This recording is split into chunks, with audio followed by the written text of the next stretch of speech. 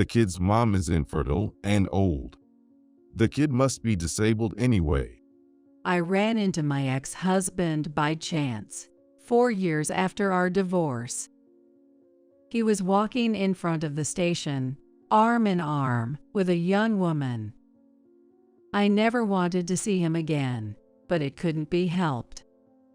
There I was, unable to run away, holding my 3-year-old son's hand. Is that kid mine? I told you not to have it. It's none of your business anymore, is it? Sure. I have no intention of acknowledging him. Just don't bother me. He's just the worst kind of man. Deep down, I'm so glad I left him. But the woman next to my ex has been acting strange this whole time. Her face is pale, and her lips are trembling. She's frightened. Is that your child? She muttered. Who could have imagined the turmoil my son and I were about to be drawn into? My name is Natalie, a 46-year-old office worker. Now, it's just me and my 3-year-old son Max living together. He was born when I was 43, through a pregnancy, at an advanced stage, but he's growing up healthy and strong, which makes me incredibly happy. I often think to myself how glad I am to have had him. When the biological father found out I was pregnant, he told me to get an abortion. Those were truly tough and painful days. I was reminiscing about those hellish days. After graduating from college, I got a job at a company and worked as the CEO's secretary. I hate to toot my own horn, but I was good at being considerate, and the CEO valued me highly. During that time, I met the CEO's son, Ethan. I caught Ethan's eye. Natalie, it was love at first sight. Please marry me. Ethan, raised in a privileged environment, had his unreliable moments, but that only tickled my maternal instincts, and I agreed to marry him. Since I was already favored by Ethan's father, the CEO, he quickly approved of our marriage. Marrying a reliable person like Natalie will surely settle Ethan down. I'm really glad. Natalie, please take care of him. Thank you. I'm happy to hear you say that. Ethan wanted me to support him at home, so I quit my job and became a full-time homemaker. I'm the eldest son, so I plan to take over my father's company in the future. Please support me. Understood. I'll support you with all I've got. My in-laws were very kind, and we had a harmonious relationship, so I started living with them right after getting married. However, my MIL was frail and needed care, which was unfortunate. My Phil was very kind to her, always speaking to her gently, and we wanted to be a couple like them. But that dream was not to be. My Phil was a very wealthy man, and we had an elderly live-in helper named Grace. Grace and I took care of my MIL and the household chores. Grace was a good person, and we lived together, helping each other out like a real family. Natalie, thank you always. I only had a son, so having you feels like having a real daughter, and it makes me happy. Thank you. I lost my parents early, so being treated kindly by you and my in-laws makes me feel grateful to be part of this family. My parents died early in an accident, so I was raised by my grandparents. My grandparents passed away as if they were waiting for me to find a job, so I was truly grateful to have met my in-laws. My married life was smooth sailing, But my husband's business affairs were not going so well. Though my husband intended to take over the company, his father felt Ethan was not up to the task in terms of management. As a result, my Phil was quite strict in his guidance towards Ethan. My dad never trusts me. He refuses to retire. As long as he's active, I can't become the president. My husband complained discontentedly. A few years later, ominous clouds began to gather over my marriage. Even after 5 years of marriage, we were unable to have children. Ethan blamed me.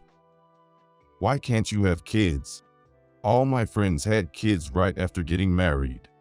It's embarrassing that I'm the only one without kids. That's not fair.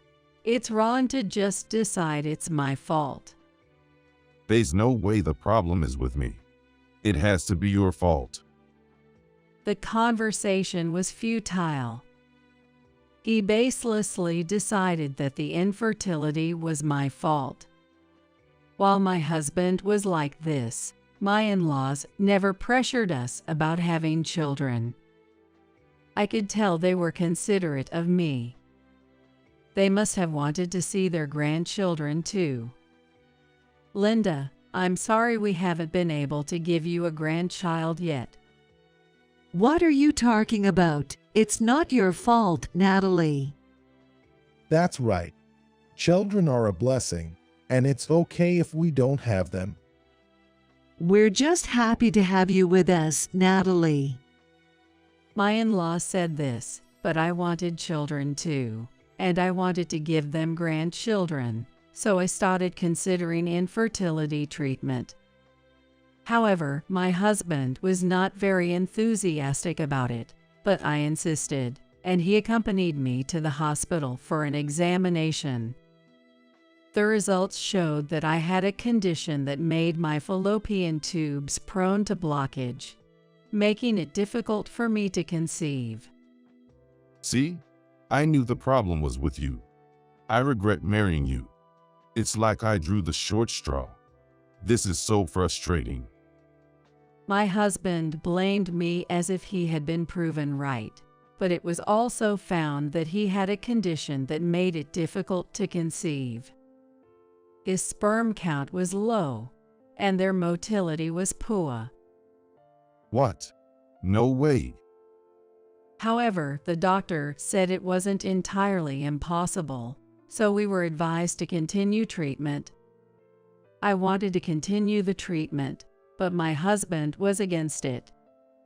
I don't want to undergo such treatment. It's not like it's impossible for us to have kids. More than 10 years passed, and we remained childless. My husband had stopped saying he wanted children. Although my relationship with my in-laws was good, my relationship with my husband had become strained. He started coming home late at night, often after drinking, and his work was fraught with failures. He was frequently scolded by his father, the president, and was always in a bad mood. It's your fault for not supporting me as my wife. He would lash out at me like that. Then, at the age of 43, I miraculously became pregnant. I was so happy and relieved that the difficult infertility treatment had paid off, I couldn't help but cry. I thought he would be happy, so I told my husband, but his reaction was unexpected. Good news. Happy for you. I'm pregnant. Bringing this up now. What am I supposed to say? What? Aren't you happy? Do you even realize how old you are? You're a 43-year-old woman. Don't you know there are risks with late pregnancies? What do you mean? It means the child could have disabilities. I want you to get an abortion. What? I've decided to marry a younger woman who doesn't have these risks. Let's get a divorce. I'll give you alimony. How could he say such a thing? I felt like I had been thrown from heaven to hell. Unable to bear it, I decided to pack my things and leave the house. But first, I had to say goodbye to my in-laws. They were shocked by the sudden news. They asked me to stay and have the grandchild here, but living with my husband had become unbearable. Ignoring my in-laws' pleas, I left the house. After receiving the alimony, I signed the divorce papers, changed my phone number, and cut ties with my in-laws. I heard my husband planned to remarry the new secretary his father had hired. It's a trivial matter now, but it seems my husband has a thing for secretaries. It would probably be uncomfortable for his new partner if I were around. I gave birth to my baby on my own. It was a beautiful baby boy. Raising a child alone was challenging, but my son was irreplaceably precious to me. One day, when my son was 3 years old, I unexpectedly ran into my ex-husband in front of the station. Isn't that Natalie? Hearing a familiar voice, I had a bad feeling. I gripped my son Max's hand tightly. Seeing Max, my ex laughed and said, Given the IVF and your age, the kids probably got problems, huh? My ex was walking arm in arm with a young woman. Could she be his new wife? I never wanted to see him again, but it couldn't be helped. There I was, unable to run away, holding my 3-year-old son's hand. Is that kid mine? I told you not to have him. It's none of your business anymore, is it? Sure. I have no intention of acknowledging him. Just don't bother me. He was an awful man, and deep down, I'm so glad I left him. But the woman next to my ex had been acting strange the whole time. Her face pale, her lips trembling. She's frightened. Is that your child? She muttered. She was whispering something into my ex-husband's ear. I couldn't hear well because her voice was so low, but I faintly caught the words, "Your father's estate is." Huh? Ethan widened his eyes like saucers and stared intently at my son. Then he glared at me and yelled, You're a stranger to me now. Don't you dare come near my family's home, ever. and with that, the two of them ran off as if they were fleeing from me. What in the world was it about? I couldn't make heads or tails of it. But being told to stay away made me think there must be some secret at my in-laws' place. Curious about my ex and that woman's reactions, I found myself heading to my in-laws' home for the first time in 4 years. The helper, Grace, greeted me with tears in her eyes, saying, "It's been so long, madam. I'm so glad to see you." My Mill had passed away 2 years ago, and my Phil was bedridden due to illness. Seeing me, my Phil was overjoyed despite his frail condition. But he looked haggard and pale and sick. You've come at last, Natalie. I've been looking for you everywhere. David, it's been a while. I'm sorry for not visiting sooner. And who is this boy? This is Max. He's 3 years old now. So, you had Ethan's child. I nodded firmly. My Phil tenderly stroked Max's head with a look of affection. He then handed me a business card, urging me to visit a lawyer. The lawyer was a close friend of my Phil. Following my father-in-law's advice, I visited the lawyer and was shocked by the startling truth he revealed. 2 months later, I received a call from Grace, the household helper, informing me of my father-in-law's passing. She also shared some intriguing news with me. 3 days later, dressed in mourning clothes, and with my son by my side, I headed to the funeral service. The ceremony had already started, with my ex-husband delivering the eulogy. The young woman I had met previously was standing close by him.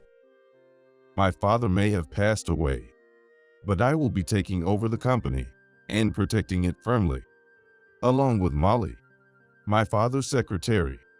We will also build our family together, so I ask for your support. He spoke without shedding a tear, delivering his speech with gusto. During the eulogy, Ethan noticed me and my son and shouted in surprise, Natalie, what are you doing here? Get out. This place isn't for you. Ethan ordered his employee to drag me out of the funeral hall. I was upset at how rudely my own son was being treated, even though I had Max with me, but I couldn't resist when several men started pulling at my arms. The mourners were shocked by the commotion, looking at us with a buzz of whispers.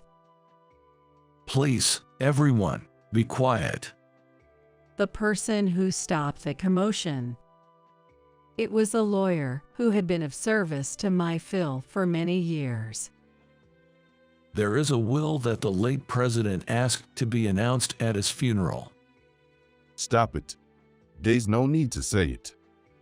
His only son, will inherit everything. Ethan tried to stop him, but the lawyer ignored him and began reading the will. The contents were shocking. The company was to be left to the vice president, who had worked hand in hand with the president to grow the company. As for his son Ethan, lacking in managerial talent, he was advised to work under the vice president. His estate was to be left entirely to the child born to his ex-wife, me, if there was one, appointing me as the guardian. I was not surprised, as the lawyer had informed me of everything in advance, but the mourners were in an uproar. Ethan's fiancée bit her lip, her eyes darting around in confusion. She was working as a secretary to MIL SIL, so it seems that she knew the contents of the will by some means. So when she first saw Max, she was shocked because she thought Max would take away the inheritance. What about my position then?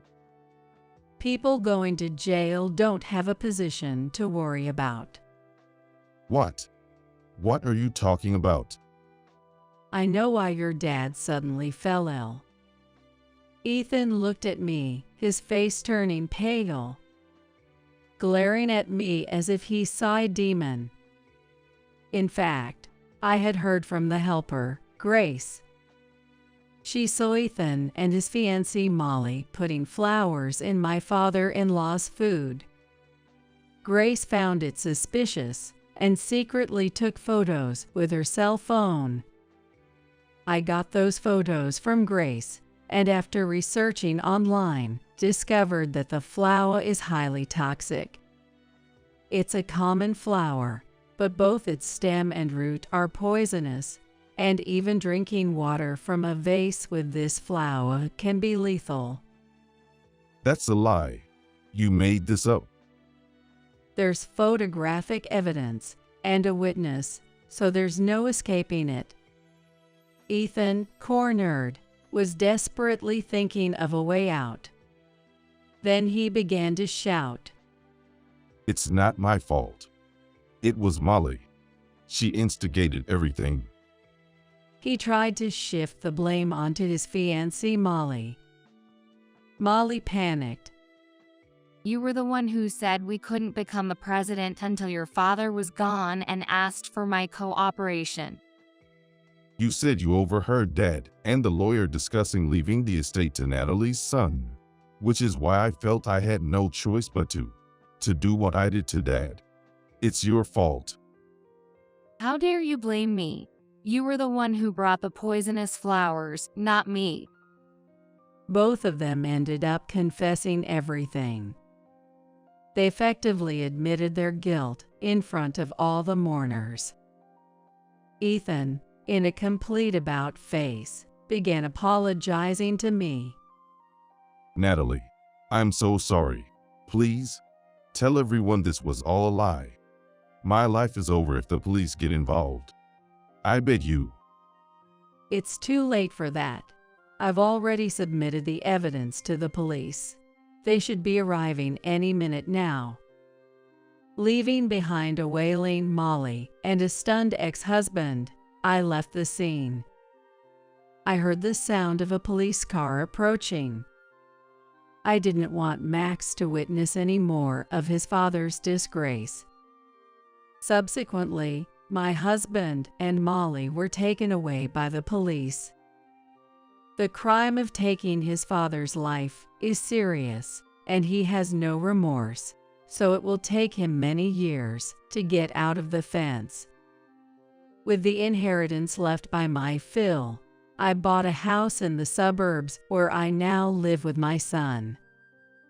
Having witnessed my ex-husband blinded by greed to the extent of harming his own father, I am committed to living a modest life to ensure we don't fall into similar pitfalls.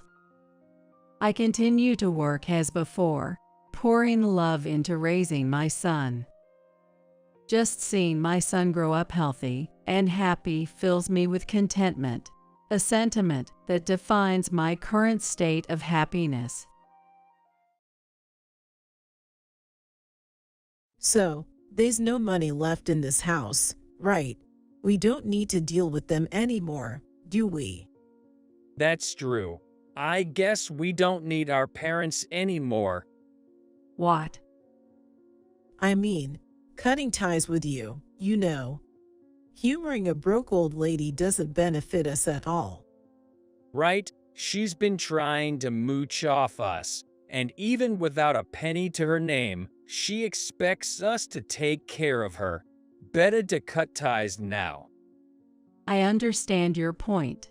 So you're saying your inheritance will be just $30,000, and that's the severance for ending the parent-child relationship, right? Yay, that's fine. After George passed away, Michael and Daisy showed their true colors. They confronted me with a declaration of disownment, as if to take revenge for their failed plans. $30,000 is a lot of money, but they will regret accepting that money. 2 years after George's death, I was sitting on a park bench, eating my sandwich. The peaceful moment vanished with a familiar voice. Isn't that Mom over there? What? Really? Look, she looks so tired, feeding pigeons in the park. No, I'm not feeding the pigeons. That's true. We took all the money after all, so of course you'd be homeless, huh? How's the homeless life treating you? My anger had long passed, leaving me speechless and aghast. I sighed softly and resumed my lunch.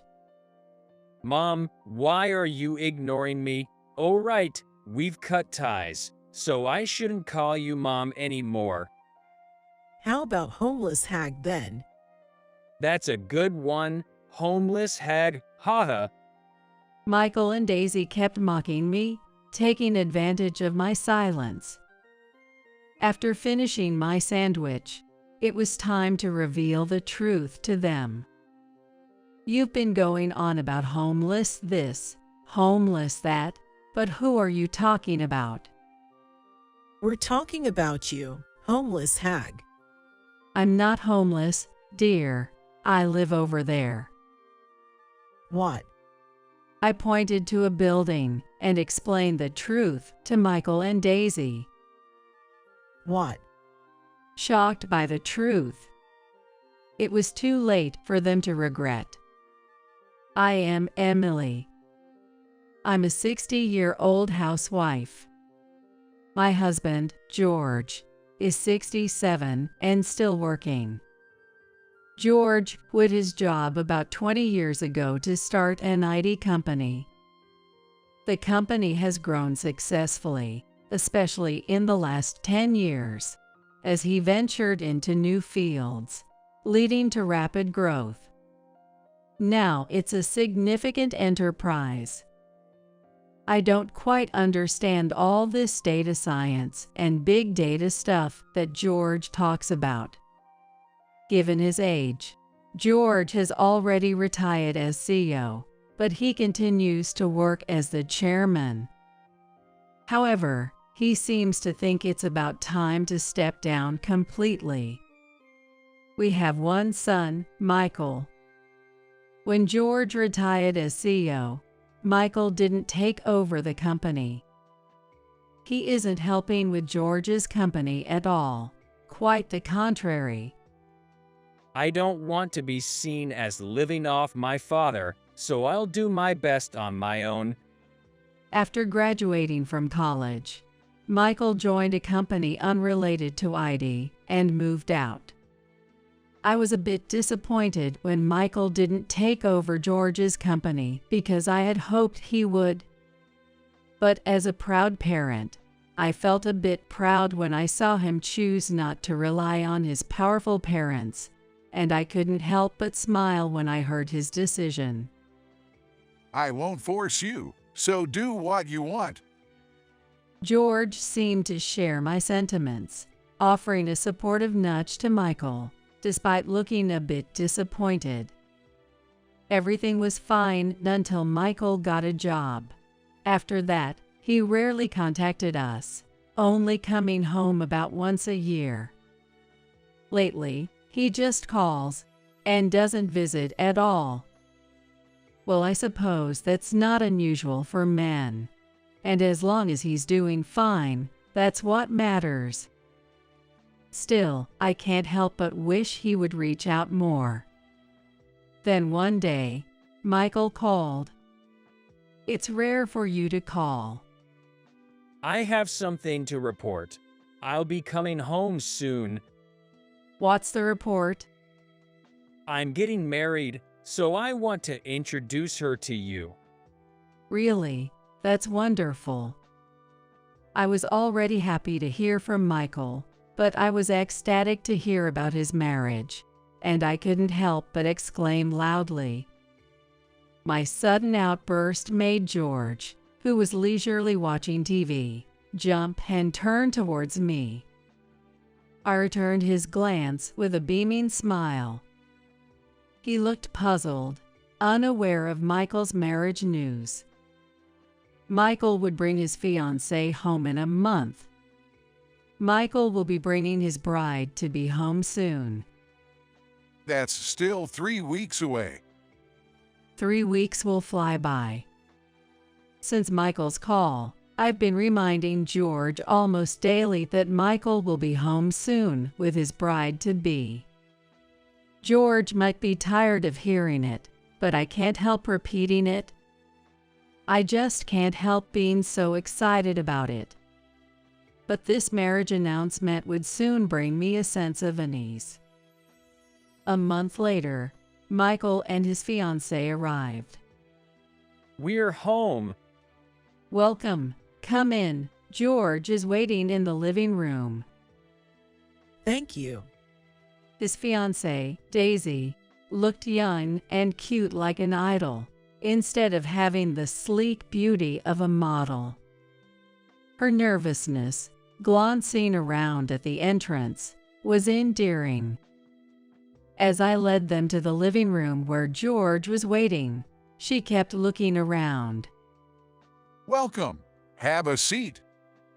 In the living room, George seated Michael and Daisy opposite of him. I sat next to him. Daisy continued to look around curiously. Feeling a bit embarrassed by her scrutinizing gaze, I asked her, "Is there something you're curious about?" Oh, number, it's just. This is so different from what I imagined. What? I had heard that George runs a large company.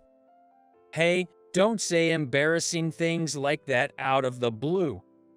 Daisy's comment and Michael's flustered attempt to cover her made George and me exchange glances and burst into laughter.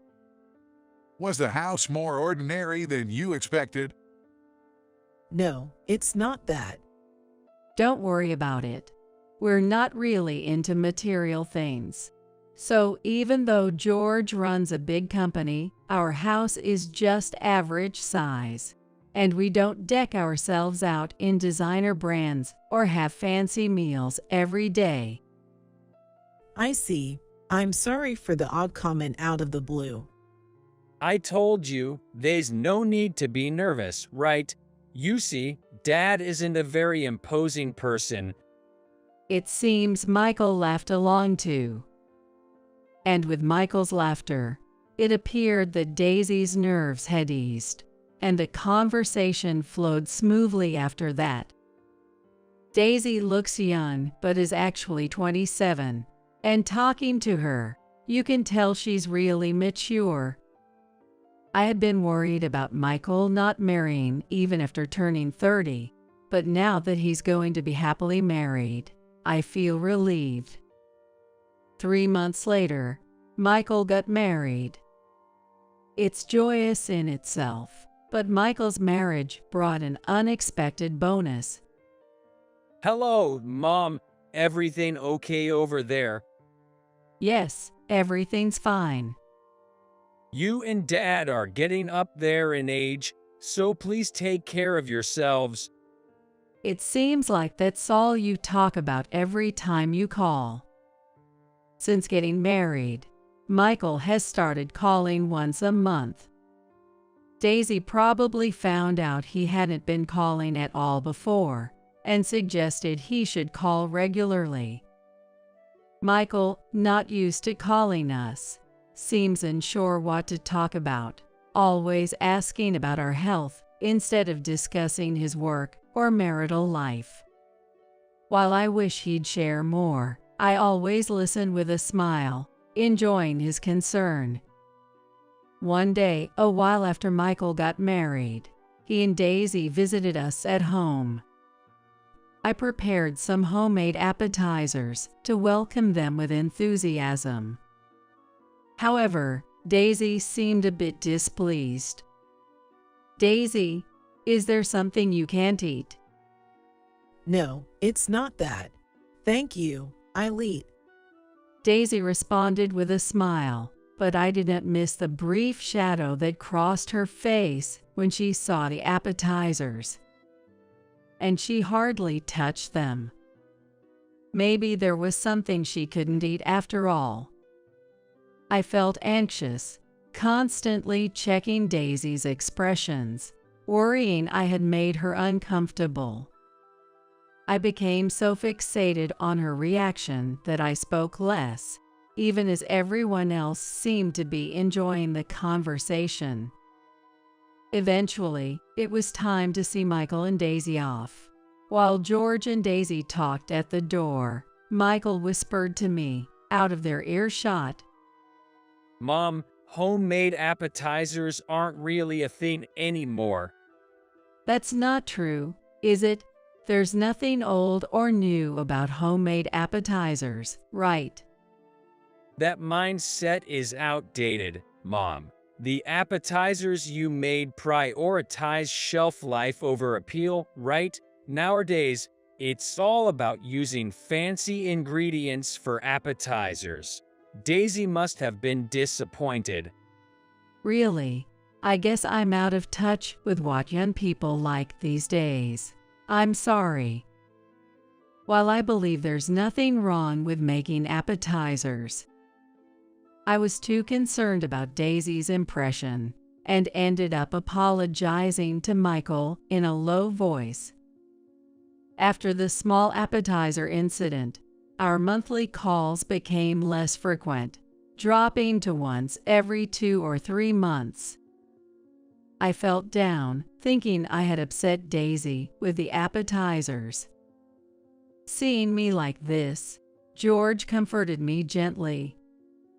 Daisy wouldn't get upset over appetizers. Maybe work is just busier, or continuing the monthly calls was too much.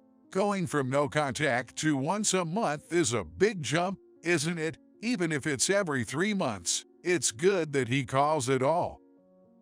His words lifted my spirits a bit. However, even then, I couldn't say it was a complete recovery, and negative feelings remained in a corner of my heart.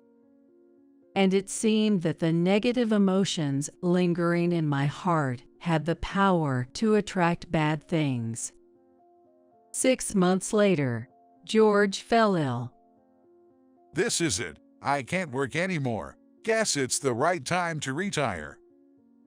In the hospital bed, George seemed relieved about not having to work anymore. But having been married for 30 years, I understand.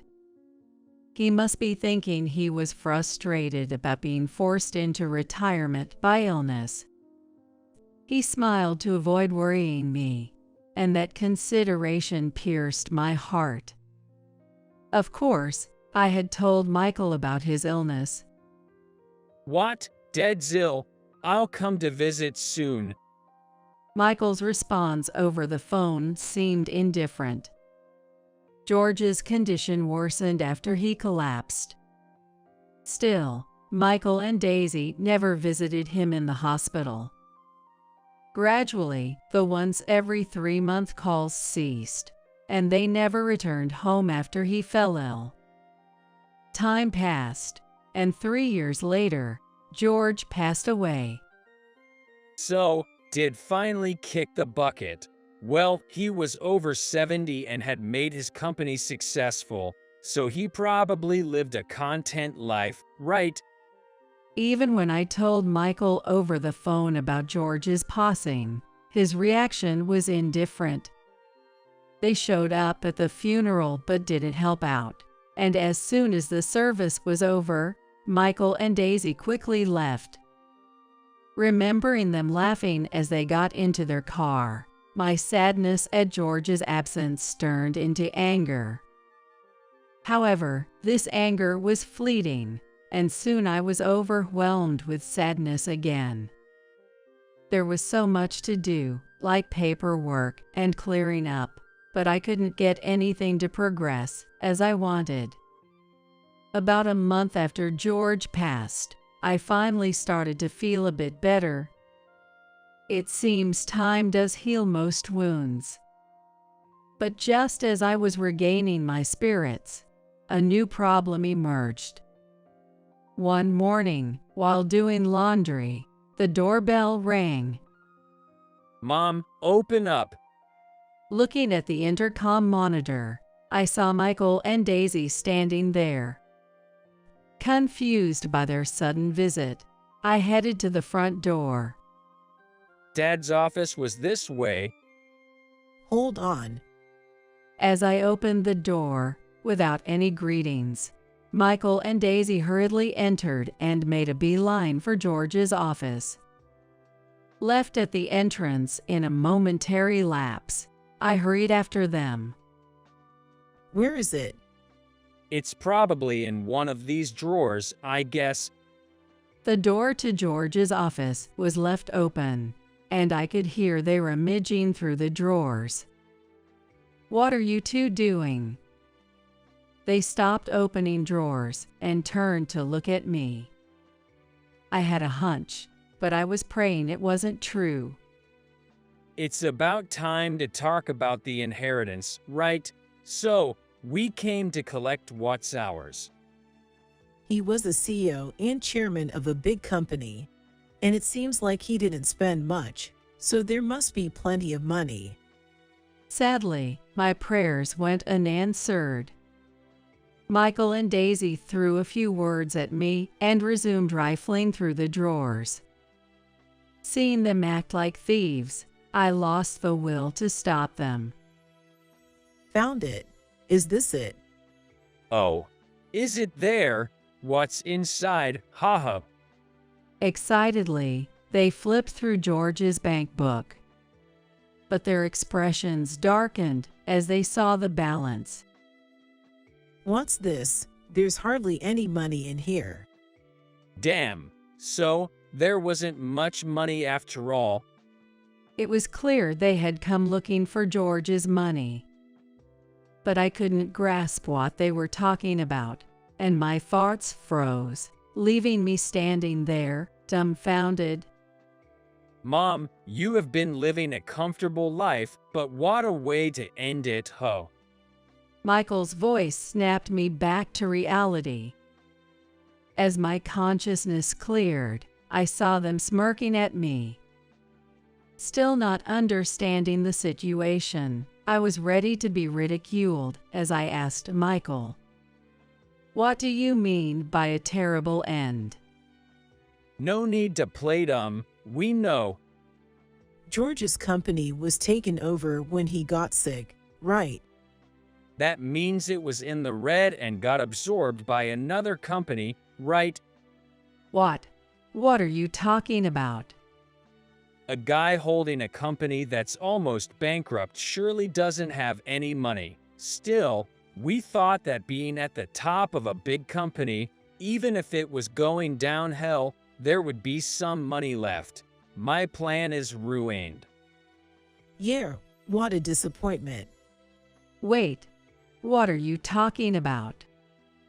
Despite listening to them, I couldn't understand a thing, and frustrated, I raised my voice.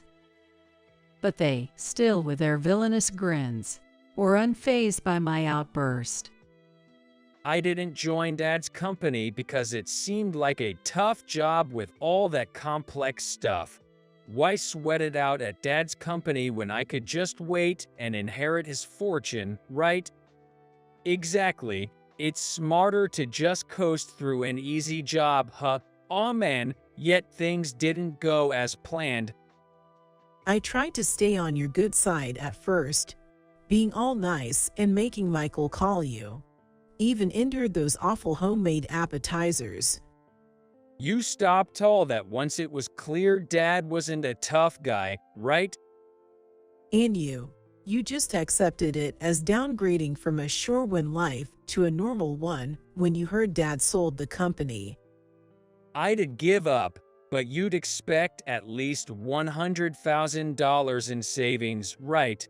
Look at this bank book, only $30,000. I wonder if closing a company costs a lot. Well, we should be grateful for these $30,000 and just take it. Listening to Michael and Daisy blabbering selfishly, my anger was on the verge of exploding. But I clenched my teeth and pushed down the words rising in my throat. What's wrong? Your face is all red. So, there's no money left in this house, right? No need to bother with you anymore, right? That's true. We don't need a parent who spoiled my plan. What? We're cutting ties with you. No point in sucking up to a broke mill, right? We don't want to be hassled for money or care when you don't have a penny to your name. Better to cut ties now. I get your point. So your inheritance is just that $30,000. And that's our severance for cutting ties, right? I can keep the rest, right? Yay, that's fine. We don't need this house, and we don't want to be saddled with any debt. We're good with just the $30,000. Michael and Daisy left laughing, just like at the funeral. I didn't want to give them even $30,000. $30,000 is a lot of money.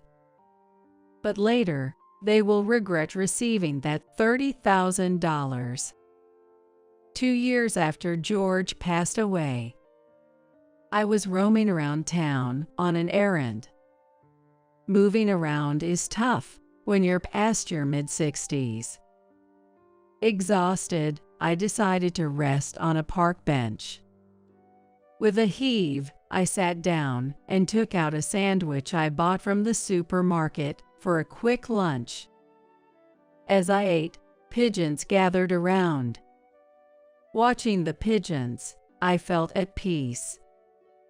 Indeed, they are a symbol of peace. But that tranquil moment was shattered by a familiar voice. Isn't that Mom over there? What? It's Drew. Look, she's got that tired look, feeding pigeons in the park. No, I'm not feeding the pigeons. Huh, that's right. Still not spending on appearances, huh?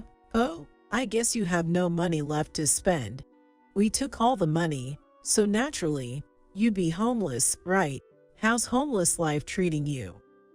Michael and Daisy never really listened to me. My anger has long passed, and now I'm just speechless and dumbfounded. I sighed quietly and resumed my lunch.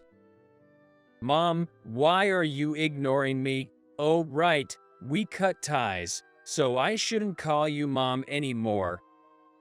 How about homeless hag then? That's a good one, homeless hag. They continued to mock me, laughing at their own cruel jokes. After finishing my sandwich, it was time to reveal the truth to them. You've been going on about homeless this, homeless that, but who are you talking about? We're talking about you, homeless hag. I'm not homeless, dear. I live over there. What? I pointed to a building. They slowly turned their gaze in the direction I was pointing.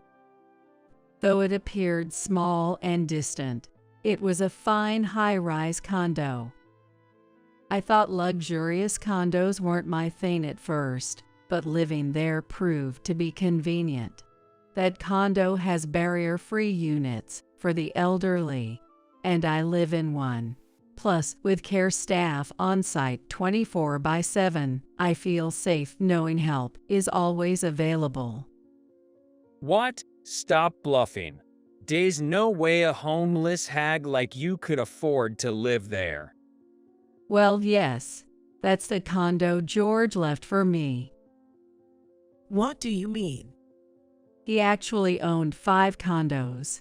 I moved into one, and I'm the owner of the others, so I have rental income. That's why I'm not struggling for living expenses. Ha ha ha. If you're going to lie, at least make it a believable one. It's true. I'll show you proof, but only a little since I don't usually show off. I pulled out documents related to the ownership and rental agreements of the condos from my bag, and they were so shocked their jaws could have dropped. My errand today was related to these condos, so I happened to have the documents with me. They seemed skeptical, but after seeing these documents, they finally understood I was telling the truth. Where did Dad get that kind of money? You two thought Dad's company was sold at a loss, but it was actually a proper sale.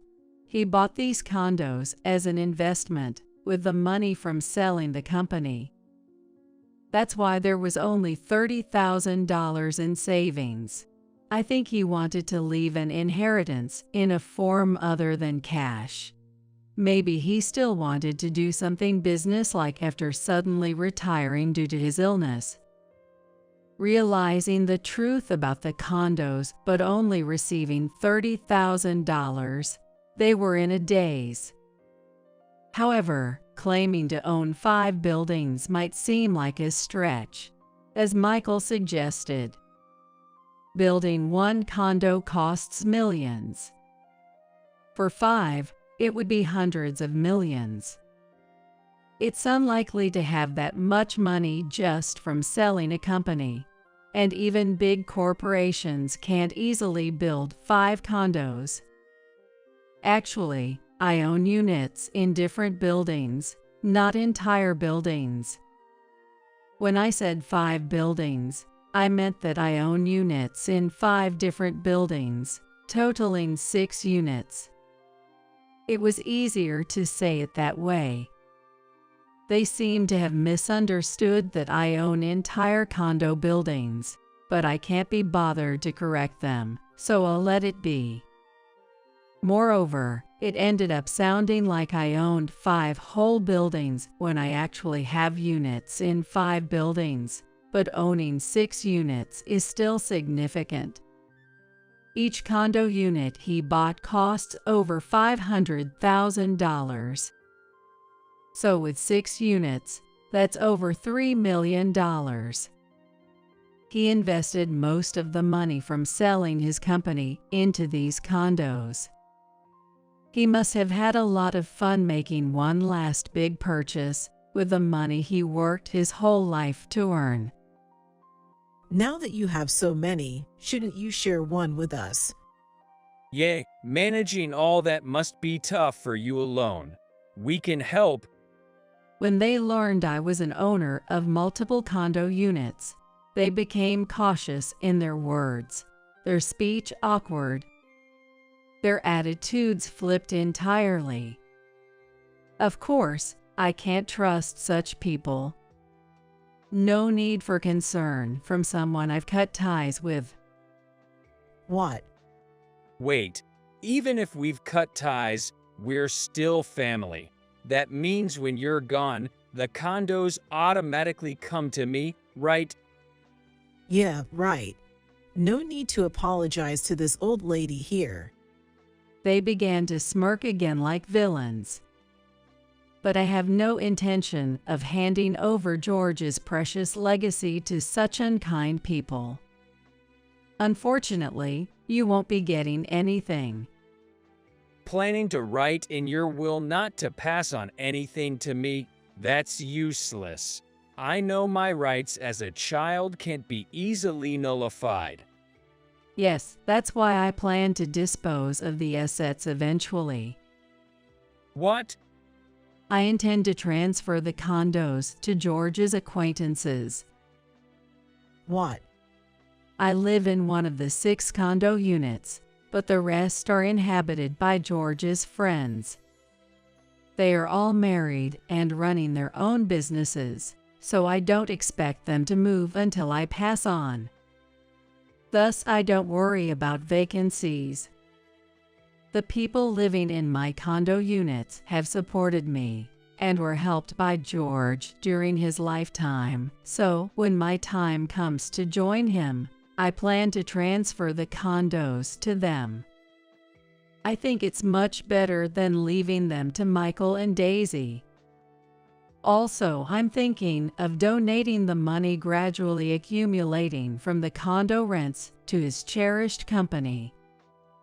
It won't be a large amount, but since I've already given Michael and Daisy $30,000, I don't want to give them a penny more. Well, when my time comes, I'll make sure to leave absolutely nothing behind. What? Michael collapsed to the ground, drained of strength upon realizing I had no intention of leaving anything behind. $30,000 is a lot of money, but it's not an unattainable amount for Michael to earn. Of course, he would regret throwing away the chance for the condos for just $30,000. It's not pleasant to talk about life after you're gone while you're still alive. But this time, I took pleasure in seeing their frantic faces. Well, I've got other things to do, so I'll be going now. Goodbye, estranged strangers. After my break, I left a park with a light step. Michael was so regretful about missing out on the condos that he ended up buying a small apartment building. But driven by his frustration and lack of knowledge, he struggled with increasing occupancy, and the building seems to be plagued with vacancies. Consequently, he's been dealing with ongoing financial losses. After sinking his savings into the apartment and taking out loans, he can't sustain this forever and will eventually need to sell. If that happens, he might be left with a massive debt. And if he struggles to find a buyer, the situation could become even more dire.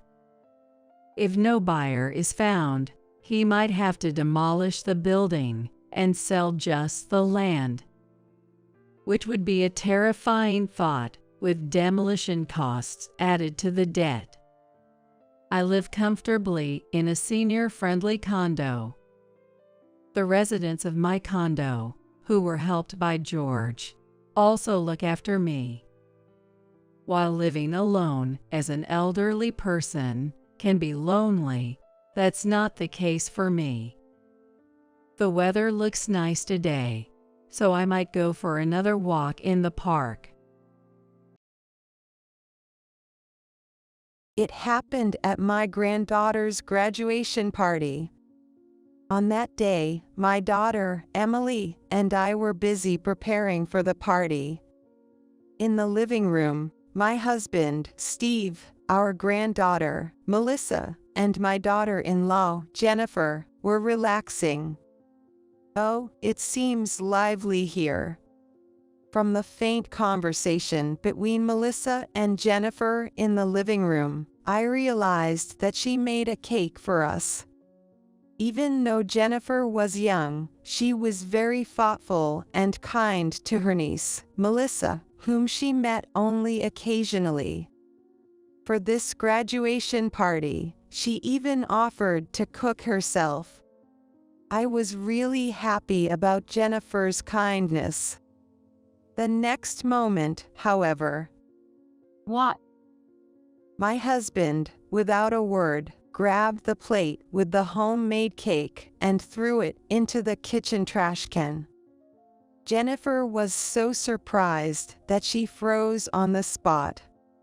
I was cooking in the kitchen when I was shocked by my husband's strange behavior and involuntarily raised my voice. "Honey, isn't that Jennifer's cooking? What are you doing?"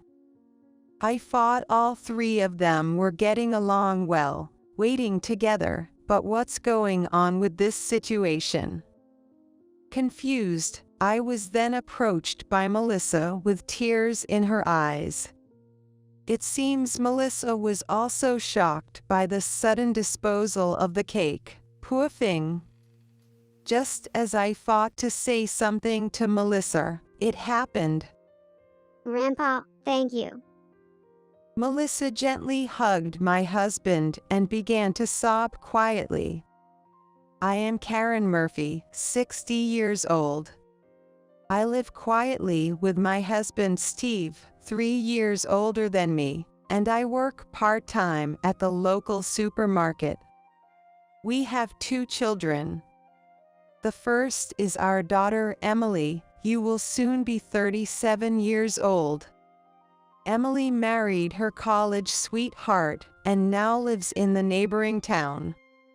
The second is our son, James, who is 35 years old. James married Jennifer, whom he met at work about a year and a half ago. They now live in a new apartment close to our house. James is serious and kind-hearted, but a workaholic. So, even when he came back to our house once in a while, all he said was about work. Even when he was drunk, he didn't get any romance stories. Therefore, my husband and I thought he might remain single forever. However, 2 years ago, when he came home as usual, Jennifer was with him. And without any preamble, he introduced her as his fiancée, Jennifer. We were completely taken by surprise, as we had not been informed at all. Although James had always been inattentive to matters other than work, this surprise visit was truly unexpected, and later, he got a gentle scolding from my husband. However, since then, he has started to communicate and consult with us in advance. Thanks to that, his wedding and moving went smoothly. His wife, Jennifer, was in her early 20s, more than 10 years younger than James. She worked as a receptionist at a company, spoke politely, and had a kind demeanor. Moreover, she was very thoughtful and always took the initiative to help with household chores when she came to our house with James. She is such a considerate and well-put-together person. My son is lucky to have married such a wonderful woman. James might not be attentive to anything other than work, but we thought he could be happy with Jennifer, who chose to be with him. However, a few months later, Jennifer's behavior began to change dramatically. It started when James was scheduled to go on a week-long business trip. Normally, his department had frequent day trips or overnight business trips, but this time it was unusually a long one. 3 nights before the trip. Hello, Mom. It's James. Sorry to spring this on you, but can you look after Jennifer next week? What's happened all of a sudden? Is something wrong? I have to go on a business trip for a week starting next week, and Jennifer hasn't been feeling well lately. So, can you call her or check on her sometimes? Well, that is concerning. I'll talk to Jennifer directly and see if there's anything specific she needs help with. Thanks, that's a big help. Let me know if anything comes up. The next day, I sent a message to Jennifer with my unfamiliar fingers. How are you feeling? If there's anything I can help with, please don't hesitate to ask. Okay, sent. It took me over 10 minutes just to send such a short message, making me acutely aware of my declining mental agility. However, I received a reply from Jennifer within a minute. Oh, that was quick. Young people really are different. The message said that she was taking over the work of an employee who had retired, which made her incredibly busy. And although Jennifer wasn't originally good at housework, she had been managing with James's help. However, with James away for a week, she wrote that she was feeling anxious. She wanted to ask if I could help with the laundry and dishes. When I first heard from James that Jennifer wasn't feeling well, I honestly thought she might be pregnant, and I was quite excited. But learning that wasn't the case left me a bit disappointed. Still, my daughter-in-law was clearly struggling. I spent another 10 minutes typing a response to let her know to ask if there was anything else I could do. Looking back, this might have been the start of it all. After this, Jennifer began to find reasons to ask me to do household chores, and even started requesting specific dishes for dinner. The frequency of these requests increased over time, and when James was away on business trips, she would stay at our house, acting almost like a guest, and never once offered to pay for the groceries for the meals she requested. Eventually, my husband and I started to feel that her lack of restraint was too much.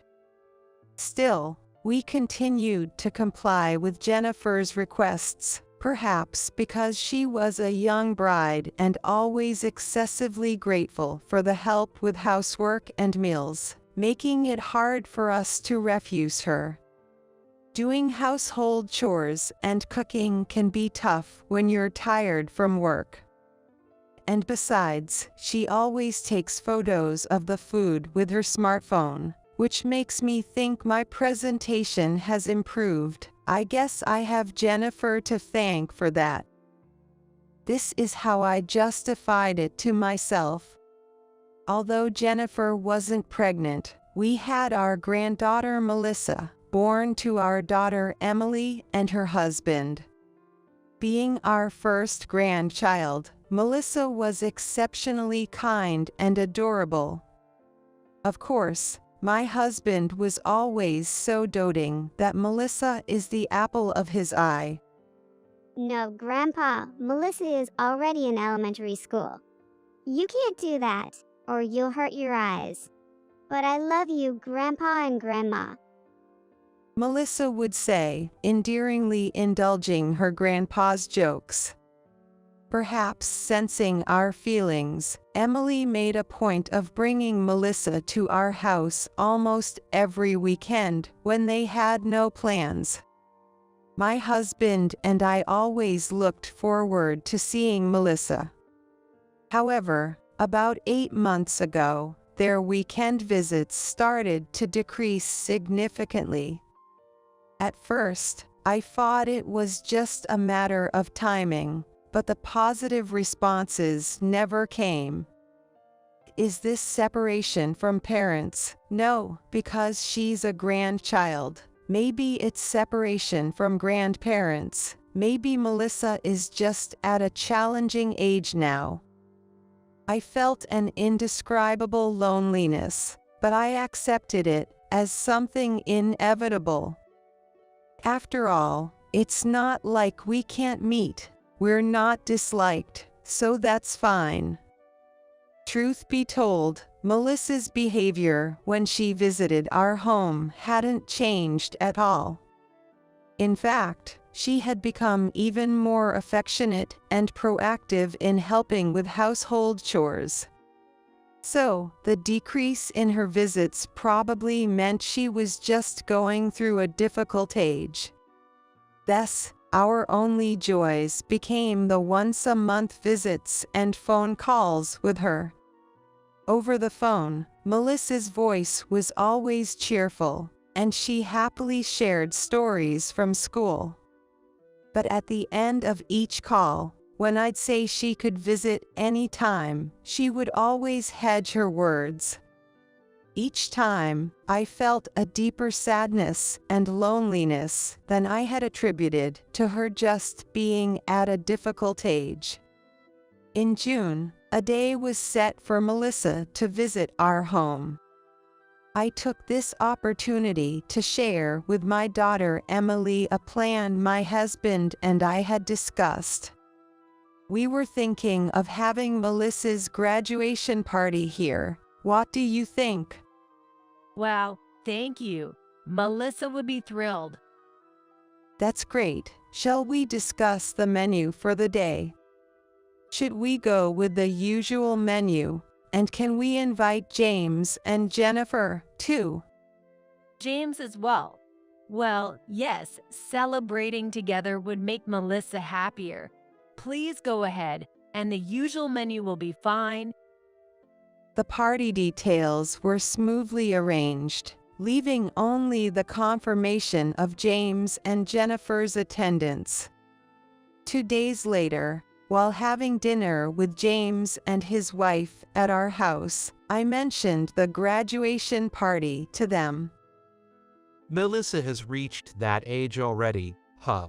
But I'll be on the final day of a business trip, so I can't make it. How about Jennifer? I'll definitely be there. Oh, can I also cook something? I want to show off my cooking skills for my cute niece. That's wonderful. Melissa will surely be delighted. Thank you, Jennifer. At that time, Jennifer had been eating dinner at our house almost daily. I was deeply touched when she offered to cook for Melissa's sake, and I happily agreed to her proposal. Little did I know that it would lead to such an incident. I couldn't have imagined it at that time. So, the day of the party arrived. Melissa's favorite pizza and, at Jennifer's request, pasta and chicken were on the table. With more people to feed than usual, Emily and I were swamped with preparations and cooking. Seeing us busy, Melissa came over to the kitchen and offered her help. Can I help with something? However, I declined Melissa's offer to help, saying that she was the guest of honor today. Melissa returned to her seat with a shy smile, but her face seemed slightly uneasy.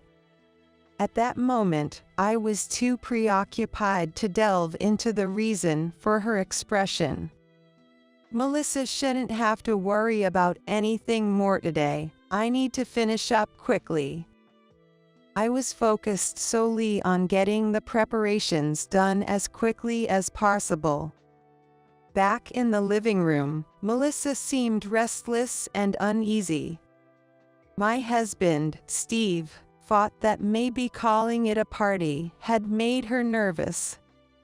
In the midst of the hectic atmosphere, Jennifer alone was relaxing on the sofa, looking at her smartphone. But when Melissa returned from the kitchen and took her seat, Jennifer said to her, Melissa, congratulations on your graduation. This is a celebration cake for me. Despite Emily and I still preparing the meal, Jennifer placed the box in front of Melissa. A celebration calls for a cake, right? I worked hard on it just for you, so please eat it all.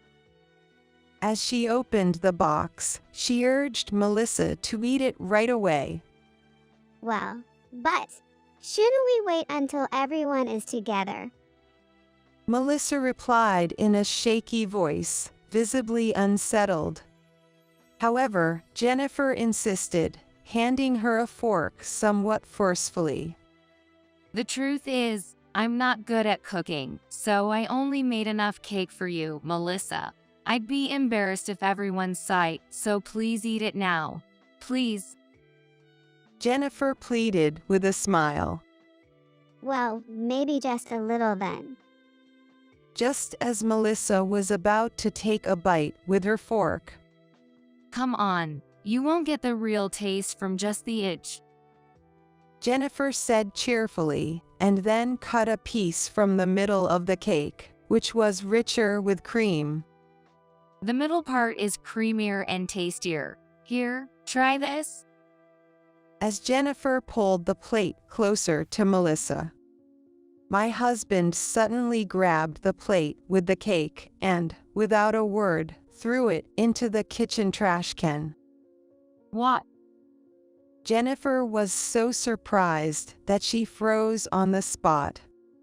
I was cooking in the kitchen when I was shocked by my husband's strange behavior and involuntarily raised my voice. Honey, isn't that Jennifer's cooking? What are you doing?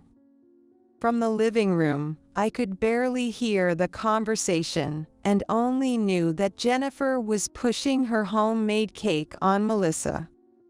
I thought they were getting along well, but what is happening here? Amid my confusion, Melissa came to me with tears in her eyes. The cake was suddenly thrown away, and Melissa must be shocked too, poor thing. I was about to speak to her when she said, Grandpa, thank you. Holding back her tears, Melissa hugged my husband and then started to cry softly in his arms. I was even more confused and could only silently watch them. Then, noticing my bewildered state, my husband muttered, It's the nuts. What did you say? Surprised by his unexpected words, I asked him to repeat. The idea seemed impossible to me, because I couldn't get rid of such a thought. but my husband repeated the same thing. The cake had nuts in it. At the word nuts, both I and Emily, who had been cooking with me, were shocked and turned pale. Could it be a mistake, because Melissa is... No, there's no mistake. I checked the actual cake, and I clearly heard her say nuts. Hearing my husband's words, I felt all the blood drain from my body, nearly fainting. Emily, on the other hand, rushed to Melissa and meticulously checked her face and palms. Melissa, you didn't eat it, did you? She asked desperately. I didn't eat it. Grandpa threw it away. Melissa said between sobs, reassuring Emily. Relieved, Emily exhaled deeply and gently embraced Melissa. The reason we were so frantic is that Melissa has a severe nut allergy. Melissa's nut allergy was discovered when she was just 9 months old. We were having a meal at our house that day. Melissa loved bread at the time, but we only had bread with nuts. After discussing it with Emily, we decided to let Melissa try a small bite as part of her weaning food. However, this decision would be something Emily and I regretted for a long time. Seconds after eating a bite of the nut-containing bread, Melissa's mouth area quickly turned red. Her breathing became rapid, as if she had a fever, and she became limp. Naturally, the meal was immediately stopped, and Emily and her husband rushed to the emergency department. That was when we first learned of Melissa's severe nut allergy. Even now, recalling that moment makes my hands shake with fear. Since then, we made sure that no food containing nuts was kept in our house. Of course, Jennifer should have been informed about Melissa's nut allergy through James. Despite this, the idea of her serving a cake topped with nuts was beyond my imagination. Especially when Emily, Melissa's mother, was not watching. Just the thought of it sends chills down my spine. Cold stares from everyone were instantly directed at Jennifer. What have I done? I'm so sorry. It wasn't intentional. I didn't know about the allergy. I'm truly sorry. Jennifer sobbed and apologized. You didn't know. Didn't James tell you? It seemed impossible that James would forget to mention Melissa's allergy. Because at that time James was experiencing the same fear with us. Just as everyone's suspicion towards Jennifer intensified. Could that be a delivery at the door?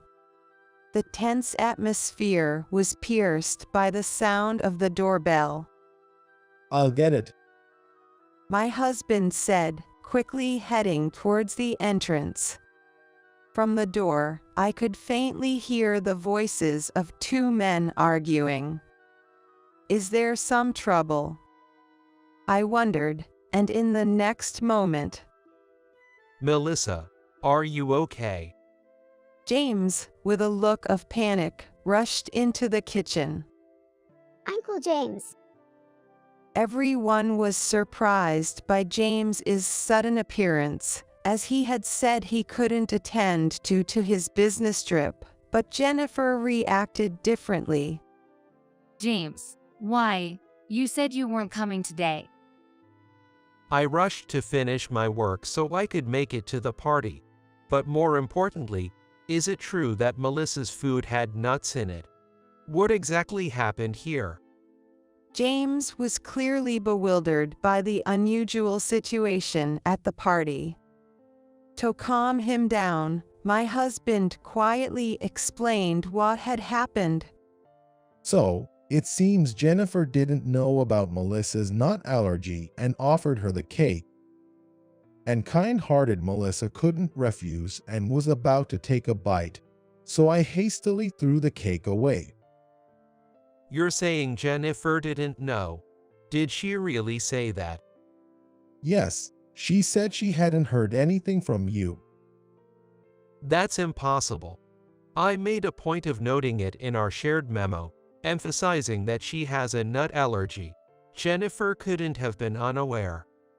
James then showed us the shared memo on his smartphone, which indeed mentioned the nut allergy. The cold stares of everyone turned back to Jennifer. I always top my cakes with nuts out of habit. I might not have paid proper attention to the memo. I was so focused on cooking. It wasn't intentional. Jennifer started to make tearful, strained excuses, sounding almost like a child. No one seemed convinced by her explanation.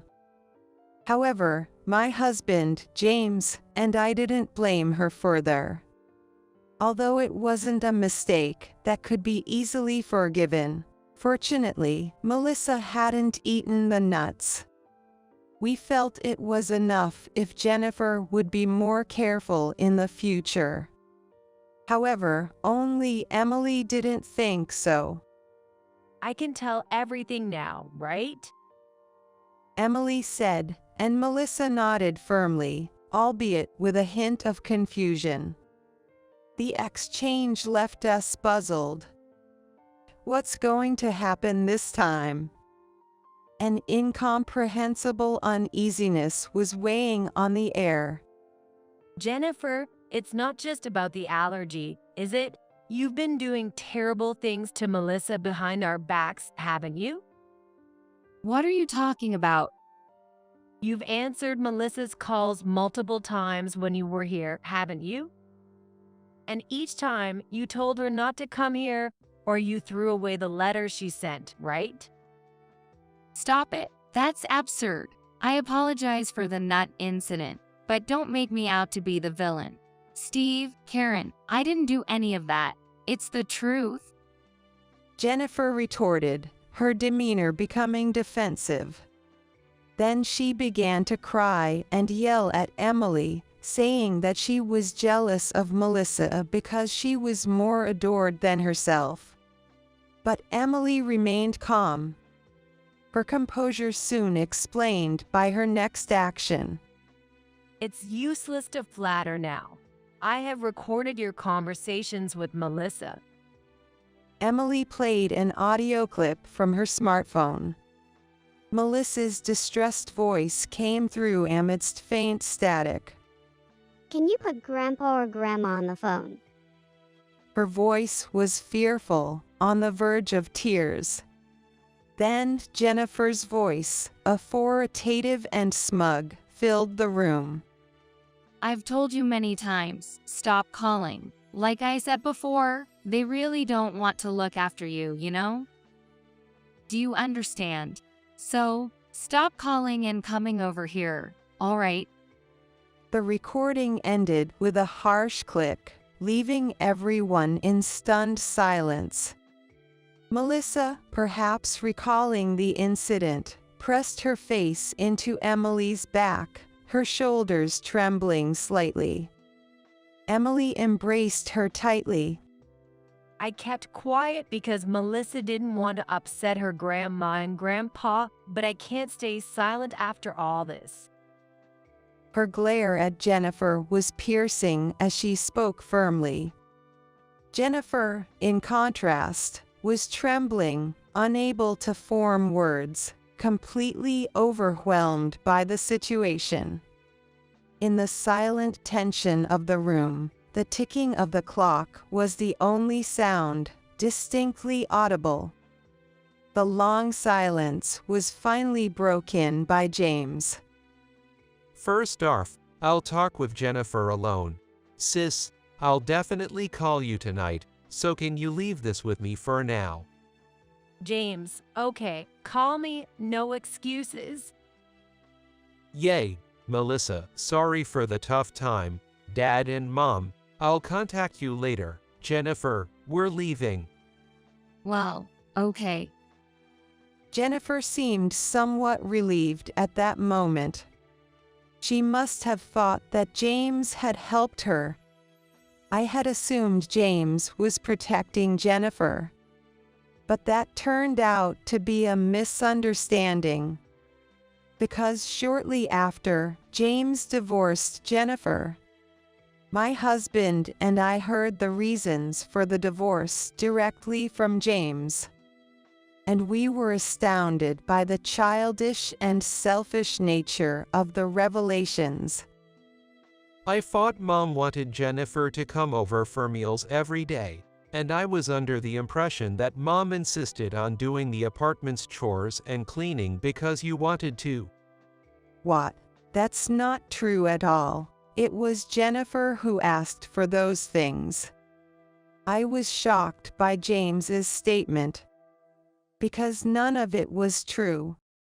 However, the issue wasn't just that Jennifer was lying. Jennifer's true aim was. It was about satisfying the need for approval. Jennifer always takes pictures, right? Yes, now that you mention it, but what about it? She's not just taking photos. She posts them on social media, bragging to a lot of people, showing off how fulfilling her life is.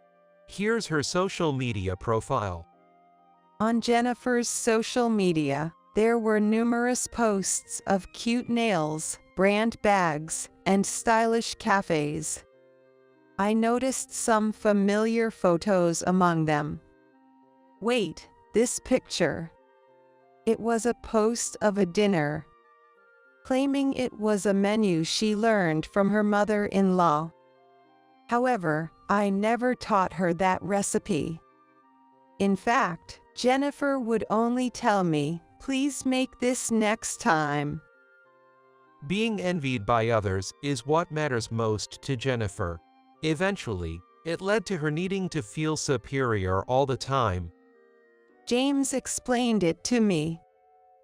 Jennifer became so obsessed with getting attention on social media that she pushed the annoying chores and cooking onto Mom. She wanted to appear as the perfect wife, so she made those false boasts. James also explained her desire for approval.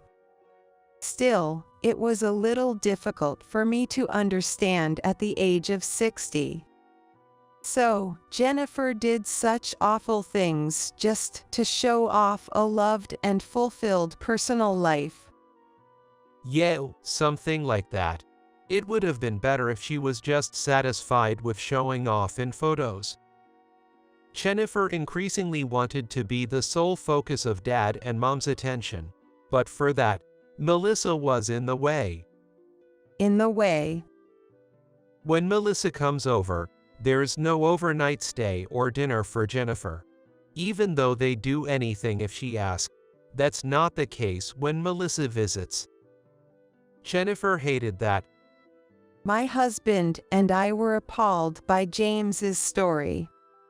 It was hard to believe that for the sake of being the center of attention, she became jealous of a 12-year-old child, almost causing a serious incident. Allergies are the same as likes and dislikes of food, aren't they? It's not just selfishness. Even your sister made such a fuss about it. Isn't that strange? Jennifer did not attempt to understand the severity of allergies or how dangerous her actions were. Seeing Jennifer's attitude, James said his feelings for her cooled rapidly, and he disclosed everything to Emily. After hearing about it, Emily decided to report it to the police after consulting with her husband. The charge was assault. Additionally, the act of discarding the letters could be considered as obstruction of correspondence. It was also mentioned that parts of the recorded phone conversations beyond what was heard that day, could potentially constitute threats, leading to charges of intimidation. Thus, Jennifer faced police questioning initiated by Emily and her husband's consultation, concurrently with James's divorce proposition. Initially, Jennifer refused to accept the divorce and the police inquiry. However, as time passed, rumors that she had caused the police incident began to spread at her workplace. Having always boasted about her fulfilling life, the spread of these rumors seemed to hit her hardest. After stubbornly rejecting the divorce, she quickly accepted it and became unreachable immediately after completing the police interrogation. As expected, she was also fired from her job due to unexplained absences. This experience made me realize that Jennifer I knew was just a facade. Though we might never meet again, I wished, at least as an adult, to hear her apologize to Melissa. I mentioned this quietly to my husband. People like her don't change easily. I'm happier with the thought of her never appearing before Melissa again than any apology she could offer. He might be right. Since that day, Melissa's visits to our home decreased again. But for entirely different reasons. Now in middle school, Melissa is busy with studies and club activities, only finding time during school holidays. Yet, she still keeps in touch through calls and letters, mitigating any feelings of loneliness. If my husband hadn't thrown away the cake on the day of the graduation party, what would have happened by now? I am sometimes seized by a chilling sensation as I contemplate this. He noticed something was off with Melissa and acted out of a desperate need to protect her. Thanks to his actions, Melissa can still go to school with a smile today. I'd like to learn from my husband and be able to protect Melissa's smile and future. I'm secretly thinking so. I came today with a gift for your baby's birth. I asked around and bought some good formula milk, so please make sure to give it to your child. My mother-in-law, Elizabeth, said that while handing me a can of formula milk right after I had given birth. She always believed, without any basis, that I married her son Rick for his money and had constantly harassed me. It felt strange and suspicious to see her presenting a gift with a smile. I hope they grow up healthy. She said that, leaving without any of her usual snide remarks. Her departure felt eerie. Puzzled, I showed the formula milk to my mother who had come to visit. She turned pale and urgently said, "Don't open it. Throw it away right now." Then she rushed to the police station with the milk. "Please examine this powder. I think it's not formula milk." I was shocked and bewildered by what my mother reported to the police. I'm Sarah, a daycare worker. I love spending time with the adorable children, even though it's always busy due to constant staff shortages.